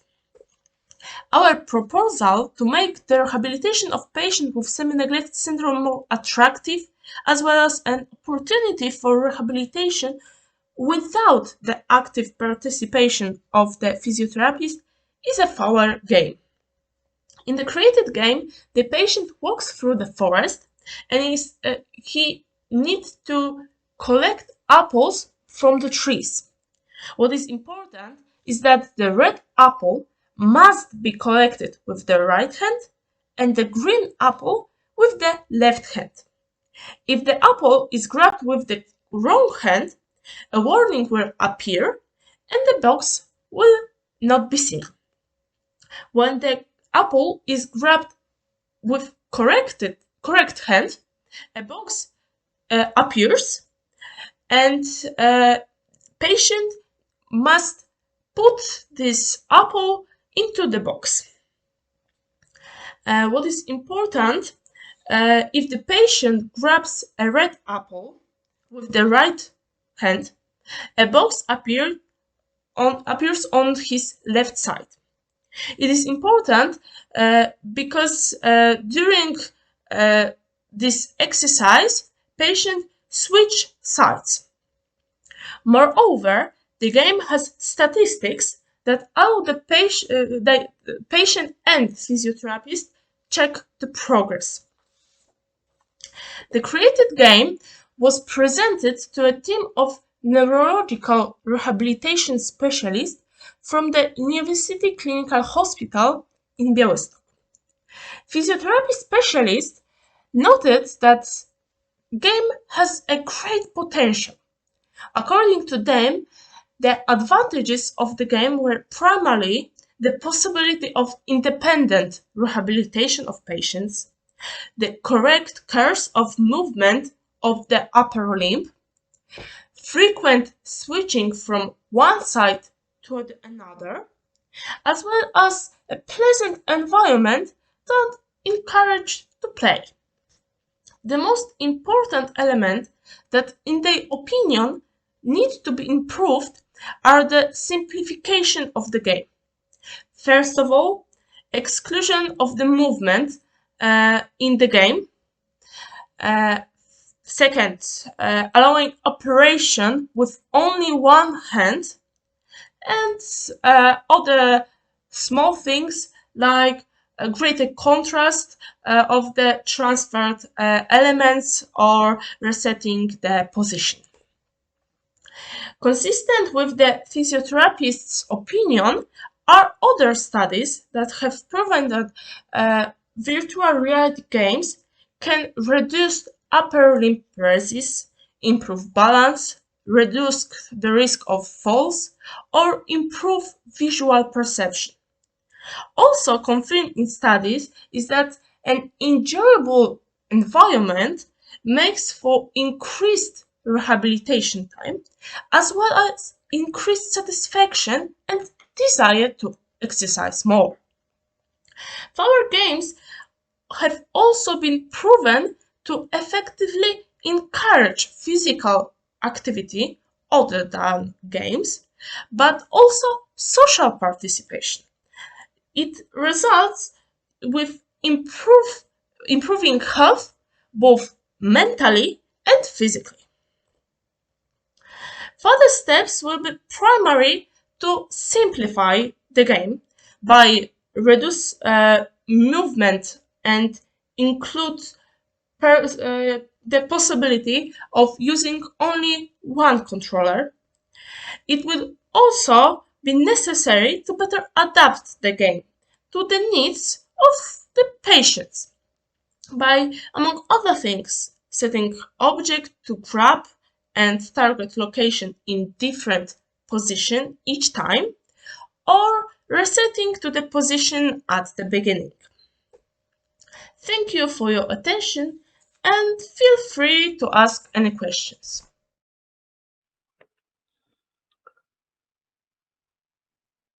Okay, great. Thank you very much for your presentation. If we have any questions from the audience, please write them in the chat and I will ask them.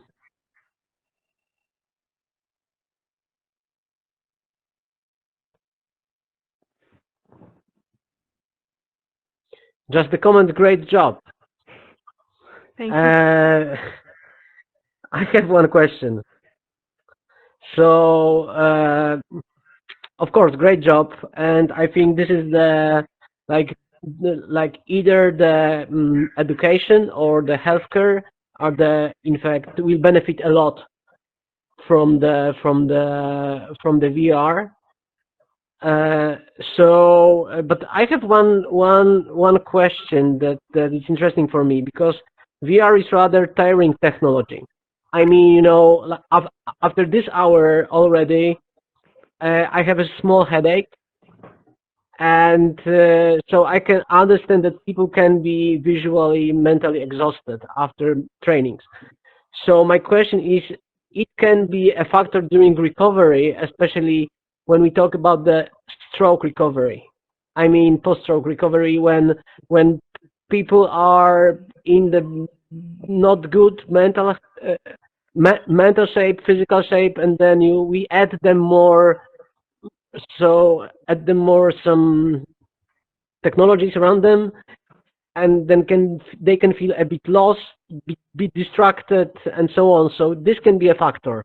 So my question is, did you check this? Okay, when I tested the patients, they were a bit tired, but they were tired because they finally moving and they are grabbing things and doing exercise, and not because they were on headset, on VR, and none of the patients that I have tested said that they was too tired for them mentally, or too tired to use power, not real exercise. Okay, so yeah, that's very valuable information. Are there any questions? We still have some time, and also with that there will be some breakout rooms. So if there is one last question from audience about your presentation, please ask them in chat.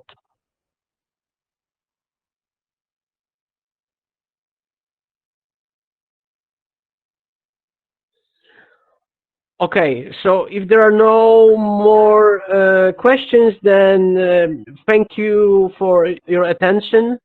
Now we split to breakout rooms, so probably we will give the possibility, like we give the chair to chairman.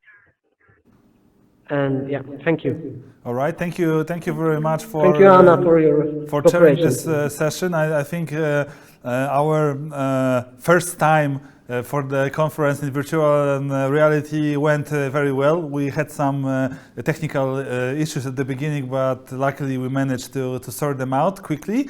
So like Jakub said, we will have breakout rooms open in a moment, and you have there will be one breakout room for all the presentations that were presented in Metaverse, in Horizon using VR, and also for other presenters that were joining on Zoom. They will have their breakout rooms open, and of course we will also have a breakout room for the invited talk about Research 4.0.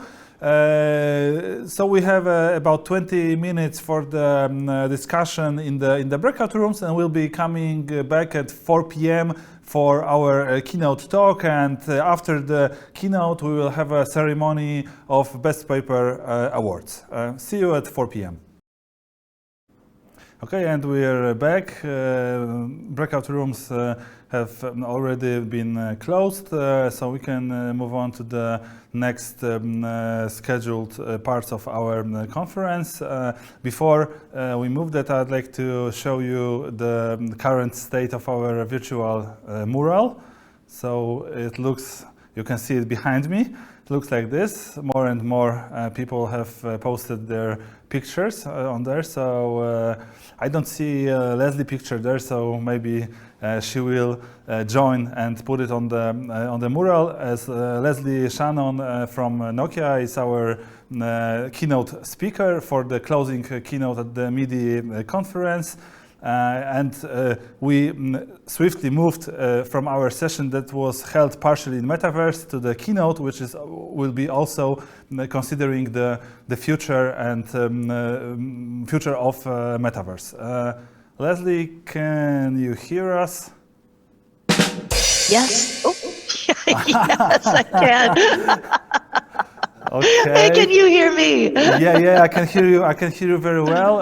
It was the sound effect was a bit too early. I have a question. I have a question for you. And as the people working for Nokia, you probably know. Do you know what's the difference between Kia and Nokia? Oh, well, the word no, but yeah, that's not the and answer. this is the right answer.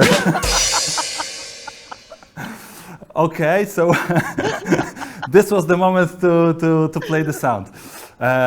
Okay, it's great having you here, and thank you very much for accepting our invitation. Are you currently in California? I am. It's all right. So early morning here in Silicon Valley. Yes. So please tell us what's the weather today? Because at the beginning today we were making a small tour around the world, showing different places the participants of our conference were connecting from. Unfortunately, we didn't manage to find a nice webcam from San Francisco or Bay Area. So please tell us. Well, we can look out the window there. All right. The sun is just coming up, and it's 2 degrees Celsius, so All it right. does get cold in California. It's quite for California. It's quite cold, yeah. It is. My dog is frightened.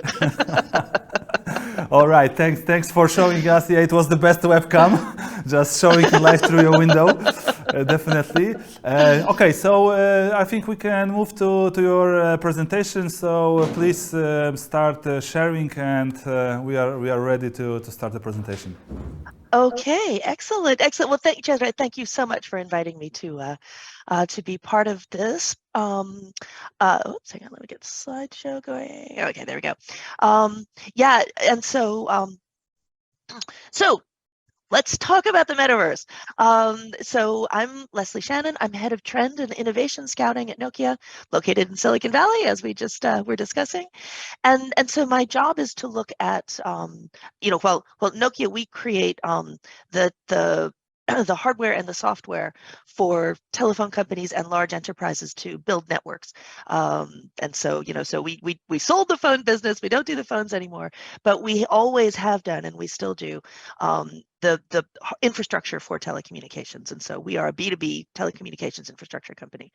And so for that, the metaverse will have some very significant requirements for the network. And so that's why me, as a trend scatter, I'm looking at the things that are coming in the future that are going to we need to make sure we're building the networks that can support these new things. And the metaverse is going to need a lot of network support. So I've actually been looking at the metaverse specifically from, the augmented reality and the virtual reality side for the last 5 years. And then, suddenly this turns into the metaverse and everybody wants to hear about it. Okay, great. So, but what I find is that there's a lot of, because it's early days. So there's a lot of very conflicting discussion and understanding of what the metaverse is. So what I'm going to do is, and I don't even know if you know this, I have just finished writing a book about the metaverse. So I've been thinking about this topic very deeply for the last 6 months. And so I'm here to tell you today, this is what I have found in my research. So first, let's start with defining the metaverse. And so Matthew Ball, who's a Canadian venture capitalist whose writings have been a lot of the early defining moments of the metaverse, his short definition in the book that he came out with earlier this year is that it's the real-time, immersive 3D internet. And okay, that's a pretty good definition. I actually don't agree with this, but what I'm going to do is I'm going to take you through what I find when I look at the metaverse, and then I'll show you my definition and show you where I don't agree with this. But we'll start with this one. And so let's actually focus for a second on the word immersive. Now, there's many different flavors of the metaverse, and so let's look at some of the ones that exist today to get an understanding of what's already out there. So if we focus on the immersive worlds, where there's a fully digital world and you are a digital avatar and you're moving in space through this immersive 3D world, there are 4 main categories that fall into this particular kind of immersive 3D internet metaverse. The first one is the blockchain and the Web3 metaverse. And I've got a picture here from Decentraland. Other examples here are the Sandbox and Somnium Space and other places like that. The focus in this world, and the question that I asked myself for the writing of the book was, for each different kind of metaverse that's out there, what is its purpose? What problem does it solve? And so the Web3 metaverse, the blockchain metaverse, the focus here is really about ownership. You own land, you own NFTs, you create things and sell them, and in fact, ownership is a really polite way of saying money. The Web3 metaverse is about money, money, money, and money, and then some money. and so unfortunately, this is also where there have been scams, and it's been called a Ponzi scheme, and all kinds of negative kinds of press has attached itself to this flavor of the metaverse. But it's also where a lot of the brands are out there trying to get attention to themselves in this particular world. Okay, so that's one set. Then kind of the opposite of this is the gaming world. So the metaverse that consists of things like Roblox or Fortnite or Minecraft. Now, where you've got a lot of NFTs and money floating around in the Web3 metaverse, the gaming metaverse, all of them, because there are children involved, and because of the nature of NFTs as being seen as a financial instrument or a speculation, all the gaming worlds have blocked NFTs. However, that doesn't mean that they're not about money either. In a lot of these games, obviously you can pay money and you can buy more things, or you can create things and sell them to other people, particularly in Roblox. And a lot of brands are getting into here too. Like, this is actually a picture of Walmart World in Roblox. But the really important thing about the gaming metaverse is that it is training our children. And when I say children, it's kind of pretty much anyone under 25 has learned already through these gaming worlds that it's normal to think of yourself as a digital avatar moving through a three-dimensional digital space. So for me, one of the strongest elements of this gaming world is that training element of the next generation and the normality of living in these kinds of spaces. Now, then we come to the next kind of category, which is the social metaverse. And here, this is where we've got things like VR chat, Rec Room, a picture of people playing ping pong there on the screen, Alt Space, Horizon Worlds. And here, the idea is you come in and you meet other people and you do things with them. So exchanging information, swimming with whales together, whatever it is, it's really about people and about presence and about being with people that you are not physically with, whether it's people, your friends that you already have, or it's new people that you meet in this particular world. And there's a lot of, like, there's a documentary, I don't know if it's available in Poland, but there's a documentary that came out just recently called We Met in VR. And it's all about people who have met in VR chat and fallen in love. It's a whole thing.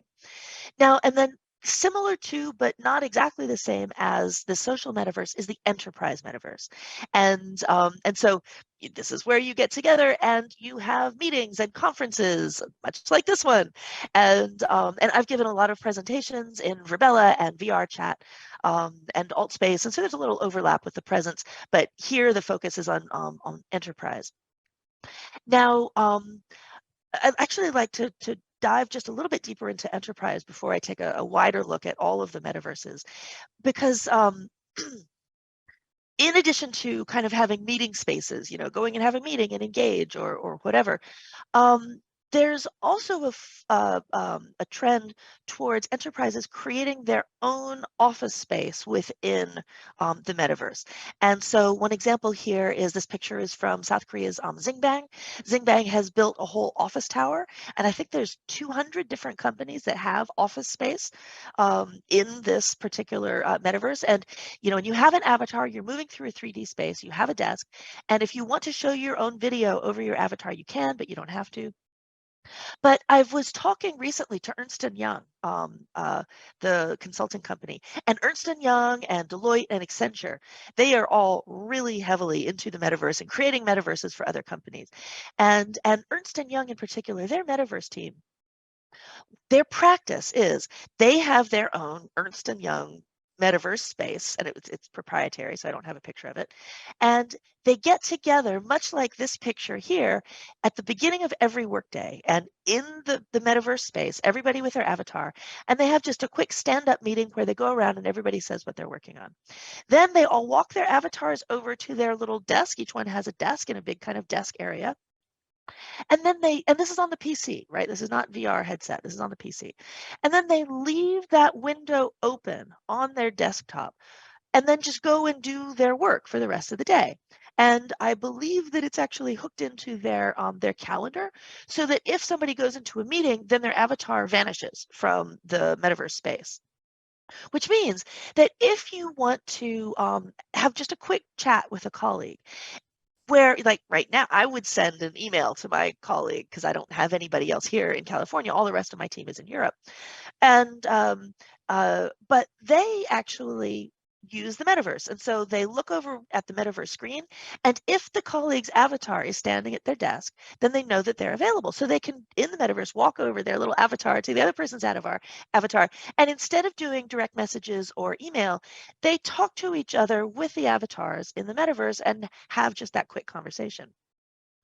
And this is the kind of thing, until you've experienced it, it doesn't sound useful.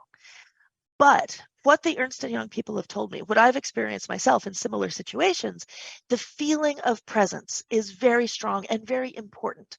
And particularly now, as companies are moving much more into remote work or distributed teams globally that may never meet in person. Quite frankly, I've never met most of the team that I work with in person. Nokia, we're a very global company. My manager is in Norway. So it's excellent for that team building and that feeling that you are together. And it's excellent for onboarding new people and making them feel that they are part of the team, even if they're working from home, even if they, they never, people never get together face to face. So this presence part of the metaverse is actually an extremely important part of the metaverse, and informing bonds with other people and connecting people who are not in the same physical space.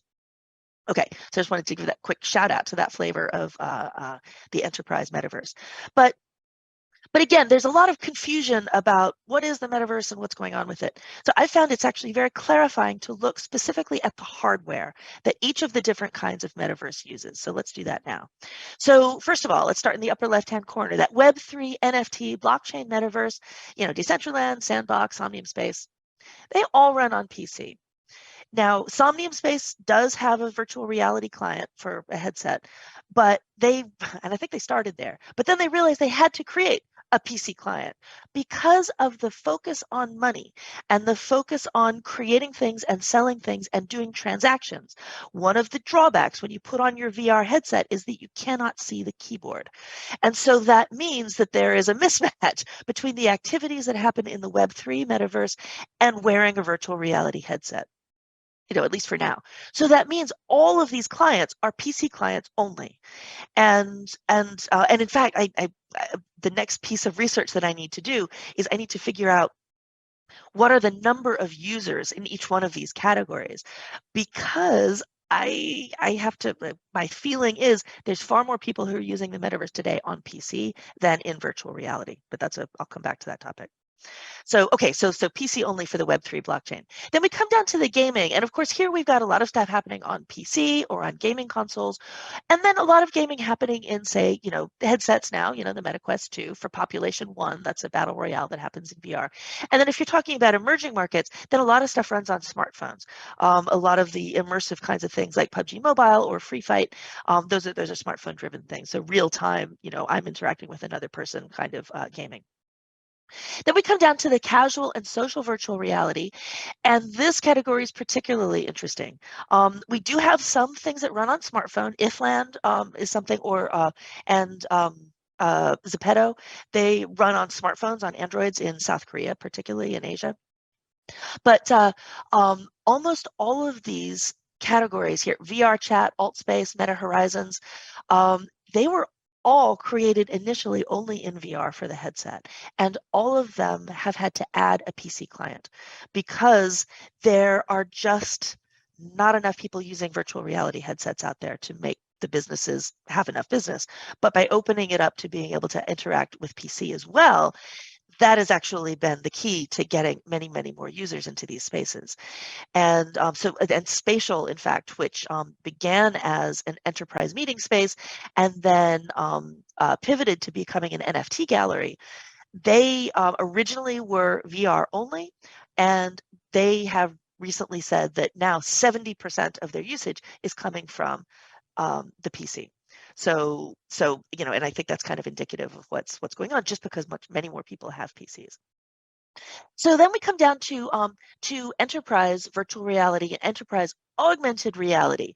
Now, the word metaverse, as I said, I've been working in this space for a long time. The word metaverse used to include augmented reality automatically, but something about the way that when Meta changed their name to Meta and began talking about the metaverse, they were really only talking about the immersive thing. So that augmented reality thing had kind of dropped away from the common concept of the metaverse. But I'm here to bring it back because I think this is really important. And I'm going to show you why in the next couple of slides.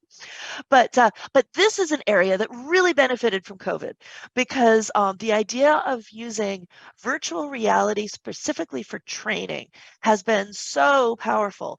Any kind of training that is dirty, difficult, dangerous, or expensive makes sense to do in virtual reality rather than live. And so that's just really taken off. Then and presence, as I was talking about the Ernst & Young example.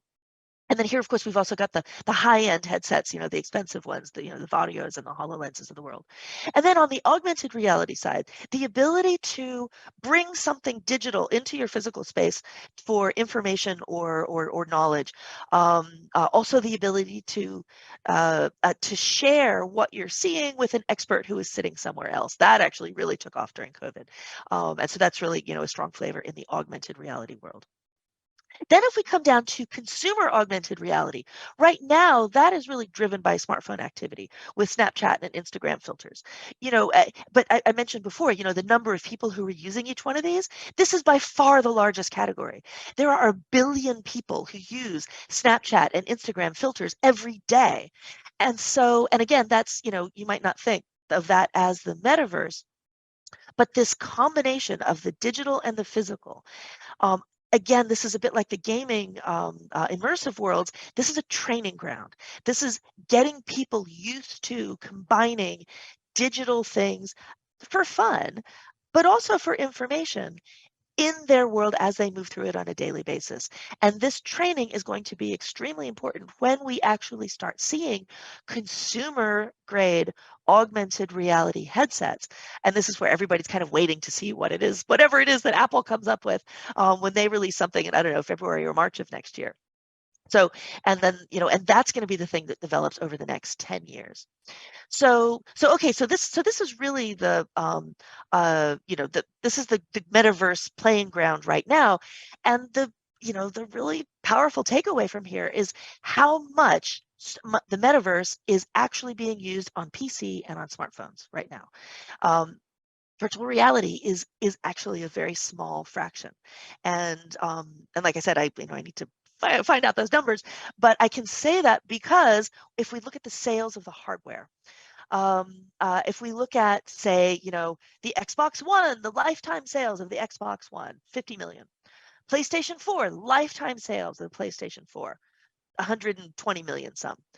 The iPhone, just in 2021, almost 250 million. But the Quest, which is the best commercial, affordable VR headset, lifetime sales of that are around 15 million. And so the reality is that virtual reality is niche. And I believe it's going to remain niche. It is not for everybody. And that's not to say the metaverse isn't for everybody, but virtual reality headsets, I think, are never going to be sold more than gaming consoles are. And if we think about the gaming industry and the gaming console driven industry, it's a powerful industry. It generates a lot of money, but not a lot of people actually have the devices. And in fact, households tend to share those devices.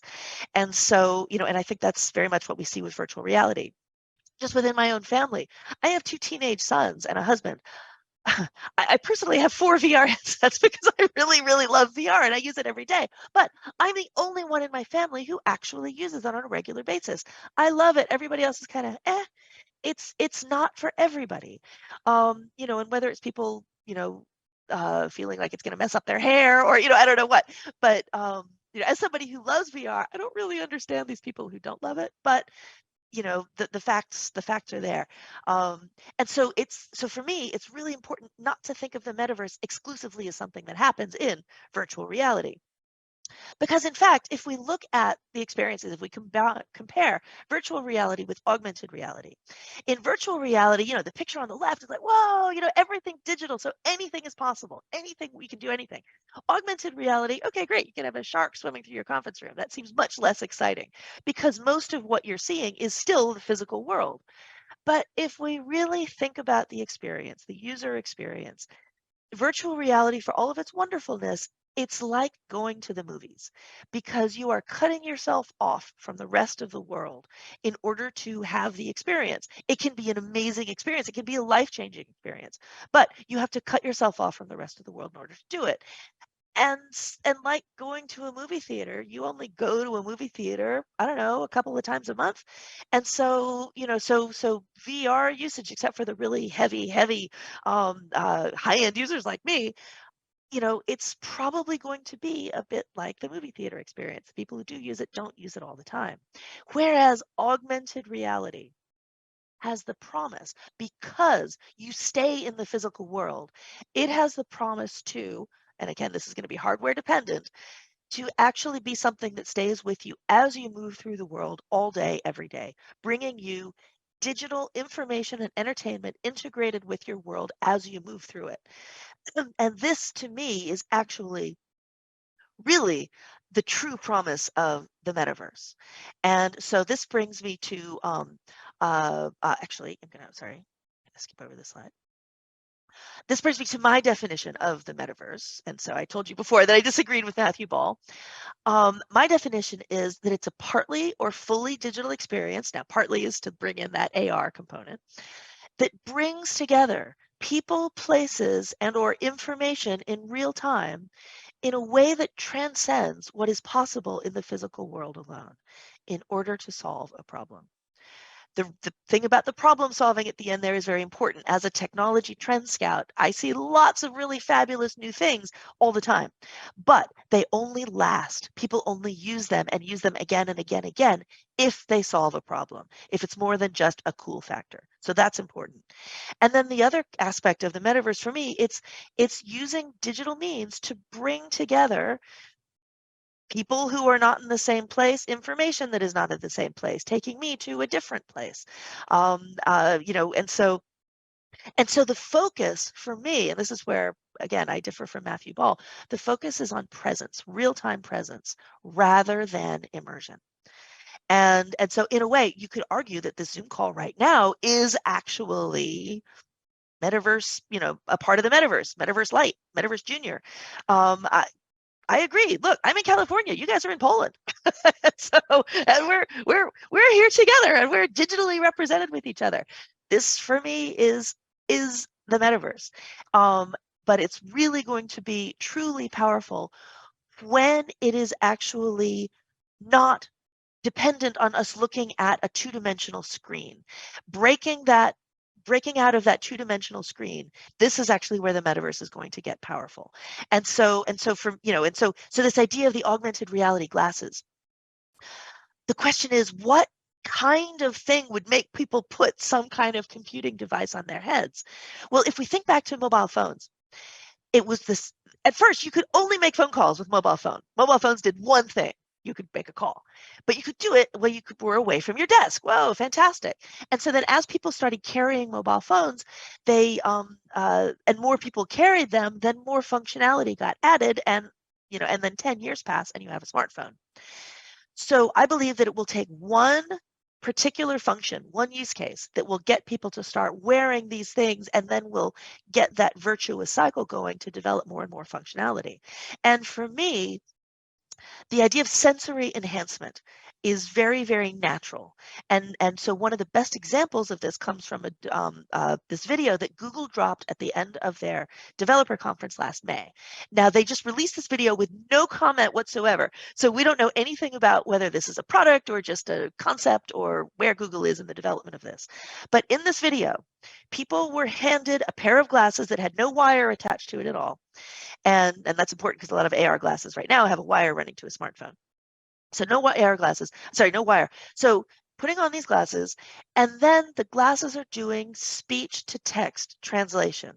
So, well, speech to text transliteration. And so you can, when people are saying, and you can see this look of shock on this lady's face on the right, and the Google person is saying, you should be seeing what I'm saying. And she is seeing these subtitles. It's like, what? Whoa.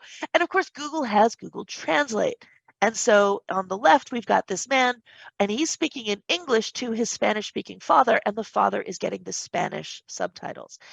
This, for me, is such a natural, such a problem-solving kind of thing that it's a use case like this, this or something like this, that I think will be the first thing that will help people put things on their head. As one example, my elderly mother, she has hearing aids. They're tiny. Her vision isn't very good either. She loses them. They are extremely expensive. And it costs, if she loses them both, it costs thousands of dollars to replace them. And so if she could have glasses like this that would give her subtitles, in big enough text that she could read it, that would change her world. And and if they cost anything under like $4,000, that makes them cheaper than the hearing aids. I will buy a pair of these glasses for my mother for sure. So so it's about solving problems in an elegant way, and this, I think, is this kind of thing, whether it's Google or not, will be, I think, the beginning of the augmented reality revolution. And so the Niantic view of the metaverse, Niantic being the Pokemon Go company, where you are out in the physical world and there are touches of digital augmentation to give you more information about the world as you move through it.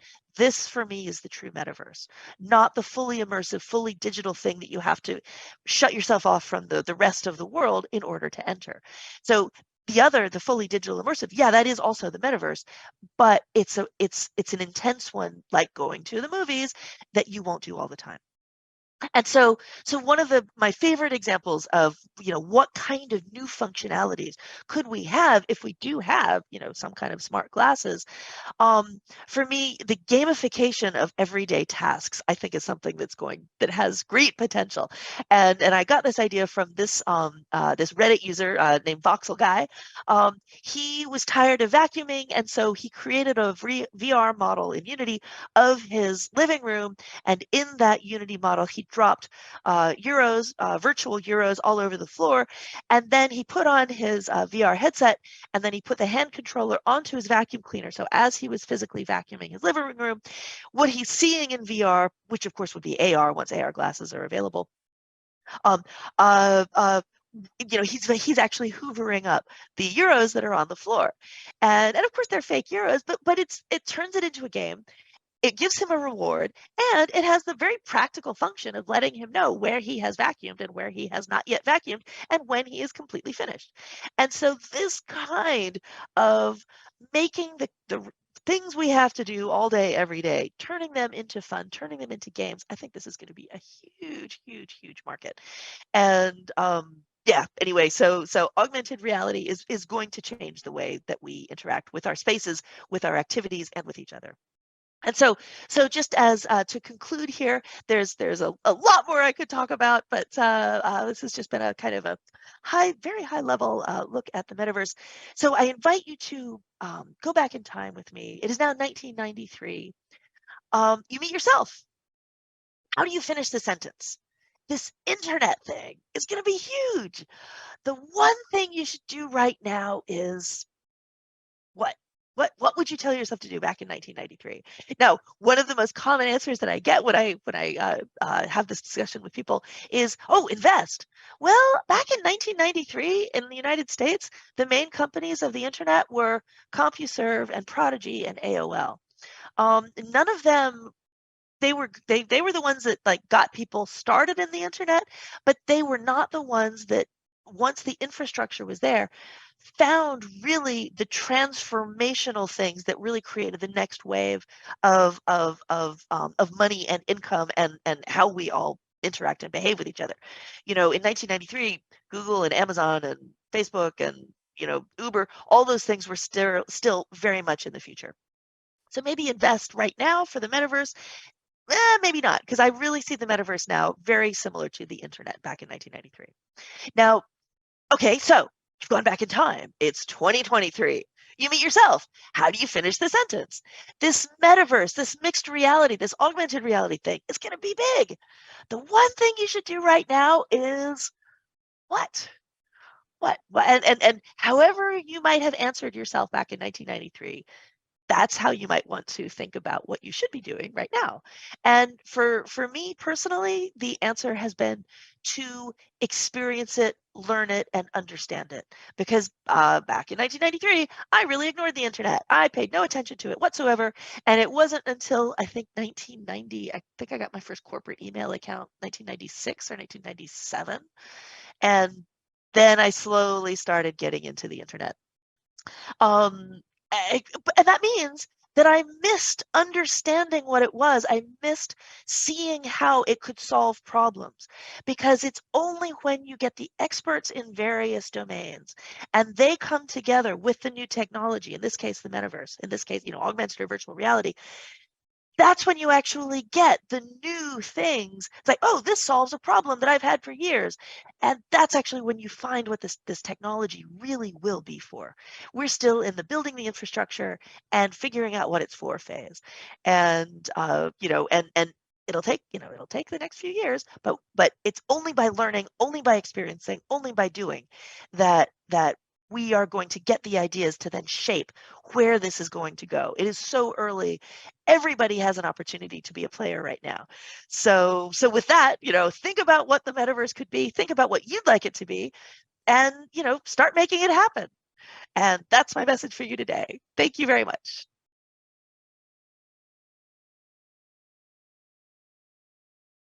Okay, thank you very much for this very interesting talk. Here with me in the studio is a co-chair of our conference, Dr. Wiesław Kopeć. We have some comment from the chat that I have a feeling that soon the word metaverse will substitute VR. This will be the ultimate win for the Meta company to be the only company associated with this word. What do you think about it? Well, you know, actually, the way that it's been going is the opposite way.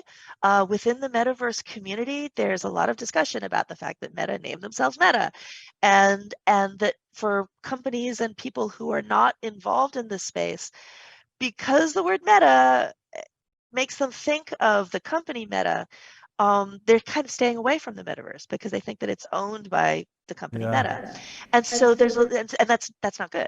So there's a lot of discussion about how the word metaverse may be a word that we don't use in the future, and that we might find another thing to call it.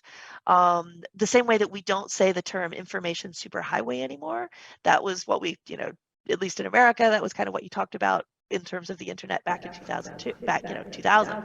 But now we don't say that term anymore at all. So yeah, so I know that Alvin Wang, who's of HTC, he has proposed the better verse. I'm not really sure that's going to take off. But it seems like that Facebook tried to you know, steal the word metaverse, but instead he will just spoil it and nobody will. Right, and so everybody's going to move away from it. Yeah, that's possible. I really liked your view on this areas when different solutions in the metaverse could be used, and I think that finding the niche for the particular solution can be very, very important. And I think for the horizon, for example, we made studies in our lab, and we found out that a very good niche for the horizon workrooms is like a discussion in the type of brainstorming, when you can, because the communication is really good and the protocols for transmitting audio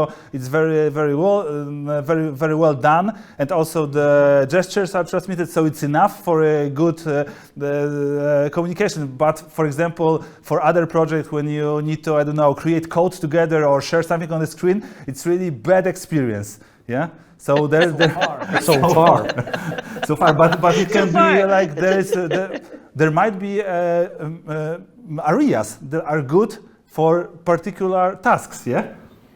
Definitely.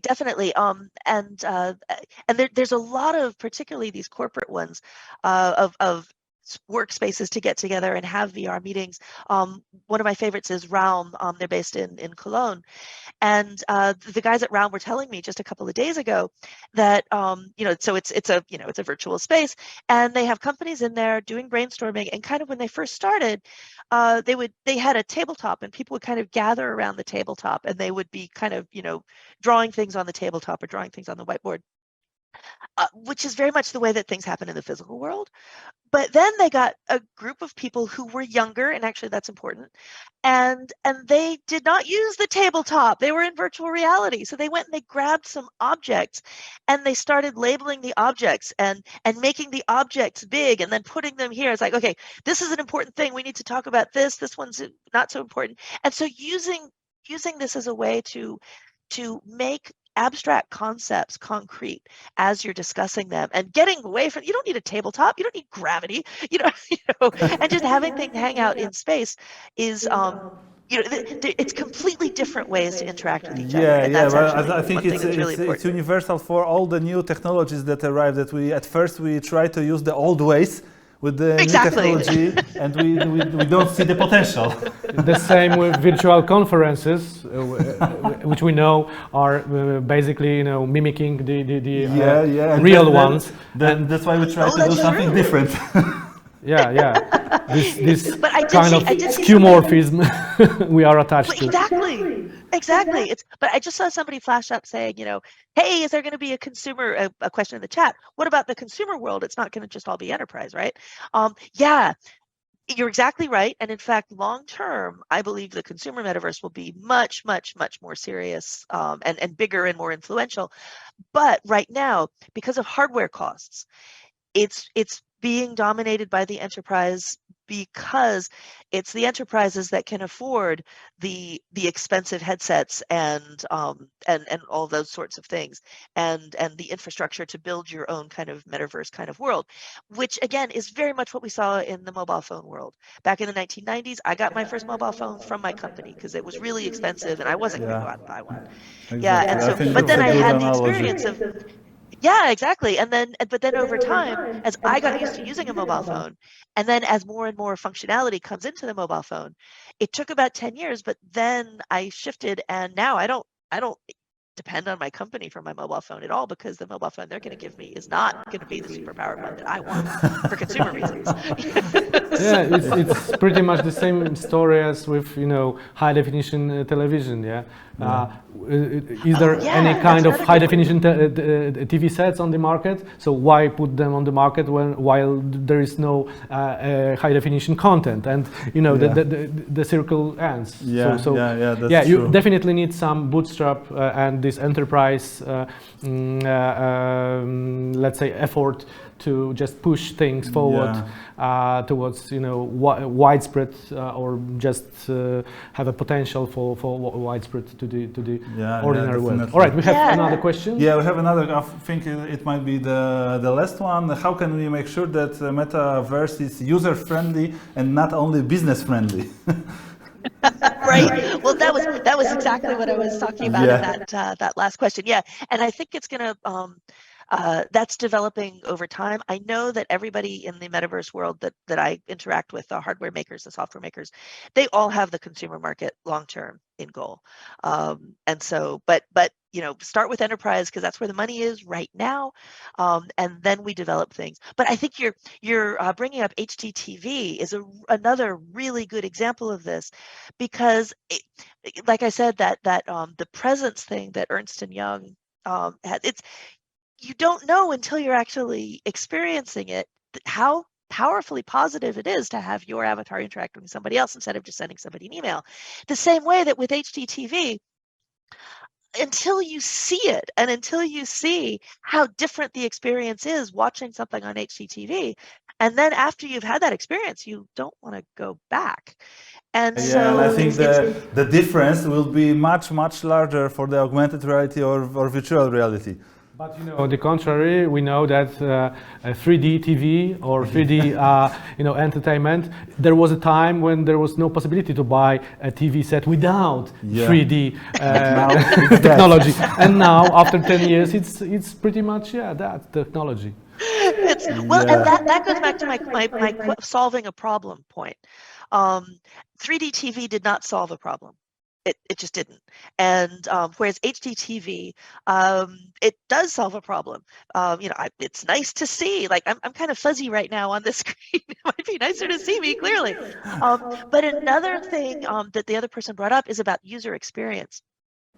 One of the hesitations that I hear when people are talking about augmented reality is a lot of people have seen the really scary YouTube videos that kind of have this mock-up of augmented reality where there's all this stuff coming at you all the time, and that would just be a nightmare, an absolute nightmare. Of course. Well, yeah.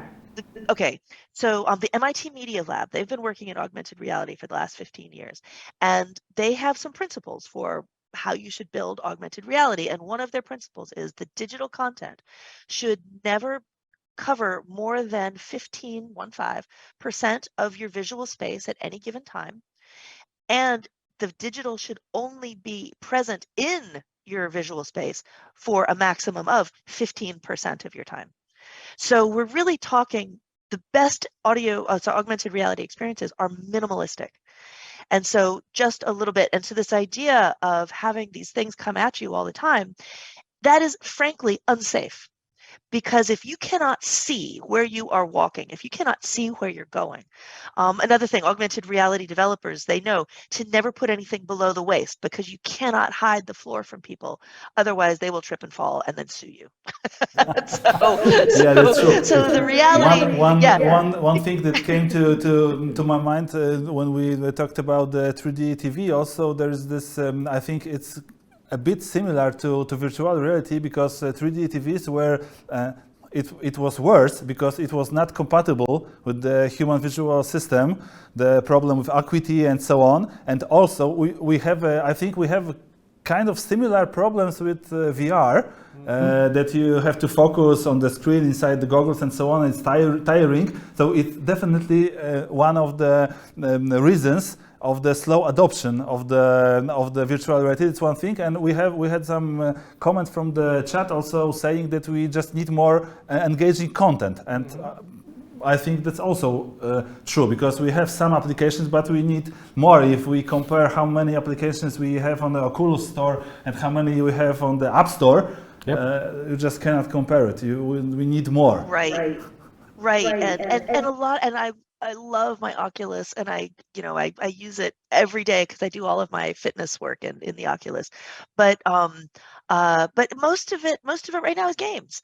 And if you're not a gamer, then I have friends with headsets. Okay, there's a lot of business use that you can do, but other than that, I think you're right. I think it is limited for people who are not game heavy. Right. But actually that 3D the cost, if technology solves a problem, it also can't be at too high a cost. And the cost doesn't have to be money. It can be time, it can be discomfort. And I think what you're getting at is that for some people, for virtual reality, the discomfort cost is too high. And so you need to find that sweet spot. Yeah, I think it's a great end. It could be the great end of our discussion. Thank you very much for a great talk and great discussion. It's really inspiring to have you here. Thanks again, Leslie. We can now move to the best paper awards for our conference. We are ready for the thing that we scheduled for this year's edition. We have 2 Best Paper Awards like last year. Yeah. One in the area of machine intelligence and one in the area of digital interaction. We can start with machine intelligence. Okay, so Best Paper Award for machine intelligence. We had 3 contestants assessing GAN-based generative modeling on skin lesions images, representation of observation in reinforcement learning for playing arcade fighting game, and AI for You, modular framework for AI application design.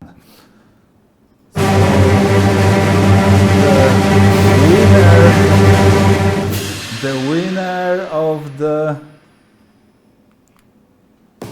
is assessing GAN-based generative modeling on skin lesions images by a team of many researchers, including Sandra Carrasco-Limeros, Sylwia Marchowska, Mohammad Kirzubi, Anna Rosen, Julia Suvilechto, Lisa Sioblom, and Magnus Kleiberg. Do we have representatives of this team with us? Thank you so much. Thank you so much for this award. Yeah. Great.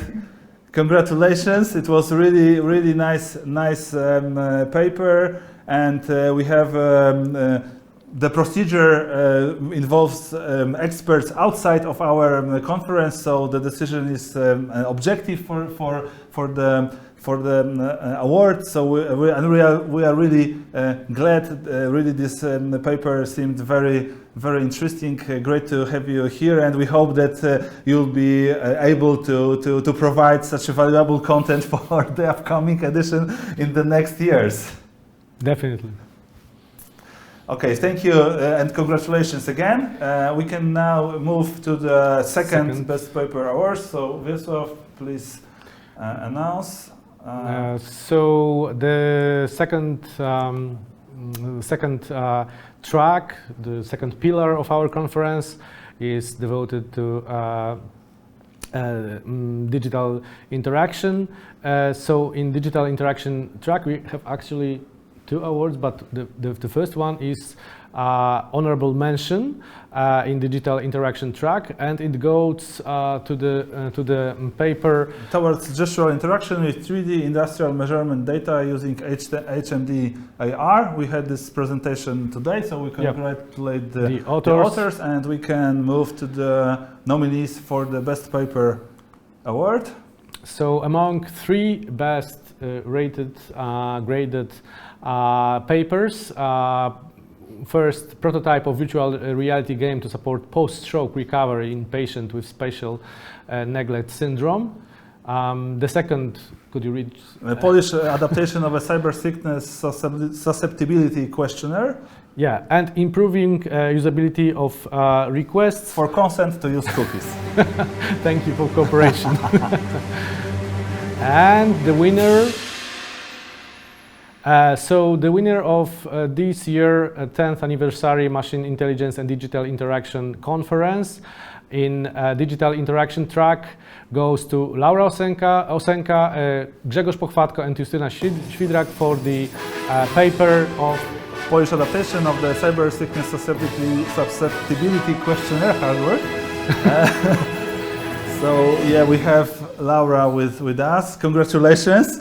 The paper was also presented today, and we discussed that the potential for this kind of research and for the Polish version of such a questionnaire is very important for the research in this area. Definitely, and we would like also congratulate Grzegorz and Justyna. This is, I mean, the second year in a row that you won the best prize. Perhaps you just have, you know, some very good, I don't know, team of researchers and the way how to effectively not only conduct your research, but also how to announce the results among or widespread it among the academic or scientific community. So we cordially would like to congratulate you this fabulous paper, and we would like also to encourage you to take part in the next iteration of our conference, which will be as soon as next year. As soon as next year. And talking about the conference for the next year, I have already mentioned before, but I will tell it again. Here is the book that we published for the last year. It's an open access book. You can find all the papers online, and for this year we plan to do the same in order to increase the reach of your work, and we know that the open access dramatically increases you know, the reach of outreach of our scientific work. So we are very glad that the organizers, I mean, they take care of it and for our research community. So we will do the same this year and perhaps next year too. Okay, so this basically in the next year, one more thing. Just the last word on. We started this conference with opening panel on using XR-based research in space exploration. So this is also an announcement of our special track that we will try to pursue this opportunity in the next year conference, I mean 2023. So we kindly encourage everyone to consider whether your transdisciplinary research at the cross-section of our, let's say, fundamentals of pillars of digital interaction, broadly speaking, including human-robot interaction and things like that, and also machine learning, I mean, artificial intelligence, or in general machine intelligence, as we call it here, the name of our conference. So we kindly encourage everyone to just consider whether your research also can be adopted or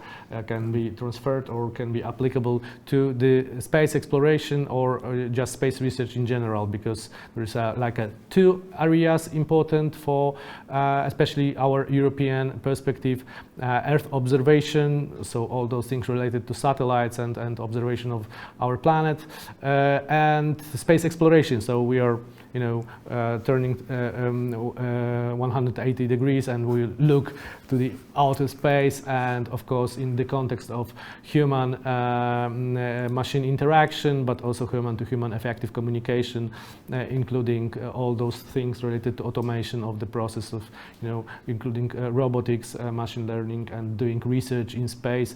But of course we have such concepts like analog missions or in isolation conditions. So all those things was mentioned during our opening panel, and we had also some interesting papers on the topic at this edition of the conference, and we count that it will be our promising way of this transdisciplinary research also in the coming years, starting from next iteration. So we will evolve.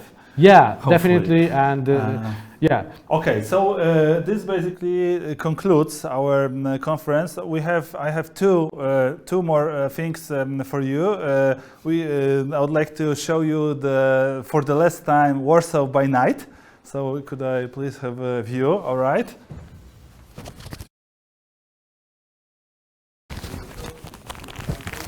With the with the interesting building in the center, which some people say that it resembles a beautiful cathedral, but on the contrary, it's a palace of culture and science in the middle of the Warsaw. So right now you may enjoy the view next to this marvelous building from the past. Yeah, so we have snow everywhere, and I'm dressed appropriately right now. So we would like to wish you a Merry Christmas and a peaceful time of the holidays. Thank you again for participating in our conference, and the proof that it's a great conference. As a proof, we have a joke. Yeah, no, it's not a joke. Something different. We talked earlier about generation of content by AI. Ah, yes, of course. For the last thing for the conference, we asked OpenAI GPT to write ode to our conference. So thank you again. We say goodbye, and please listen to the poem wrote by AI for our Machine Intelligence Digital Interaction Conference. Thank you, and hopefully see you next year. Thank you. Ode to MIDI.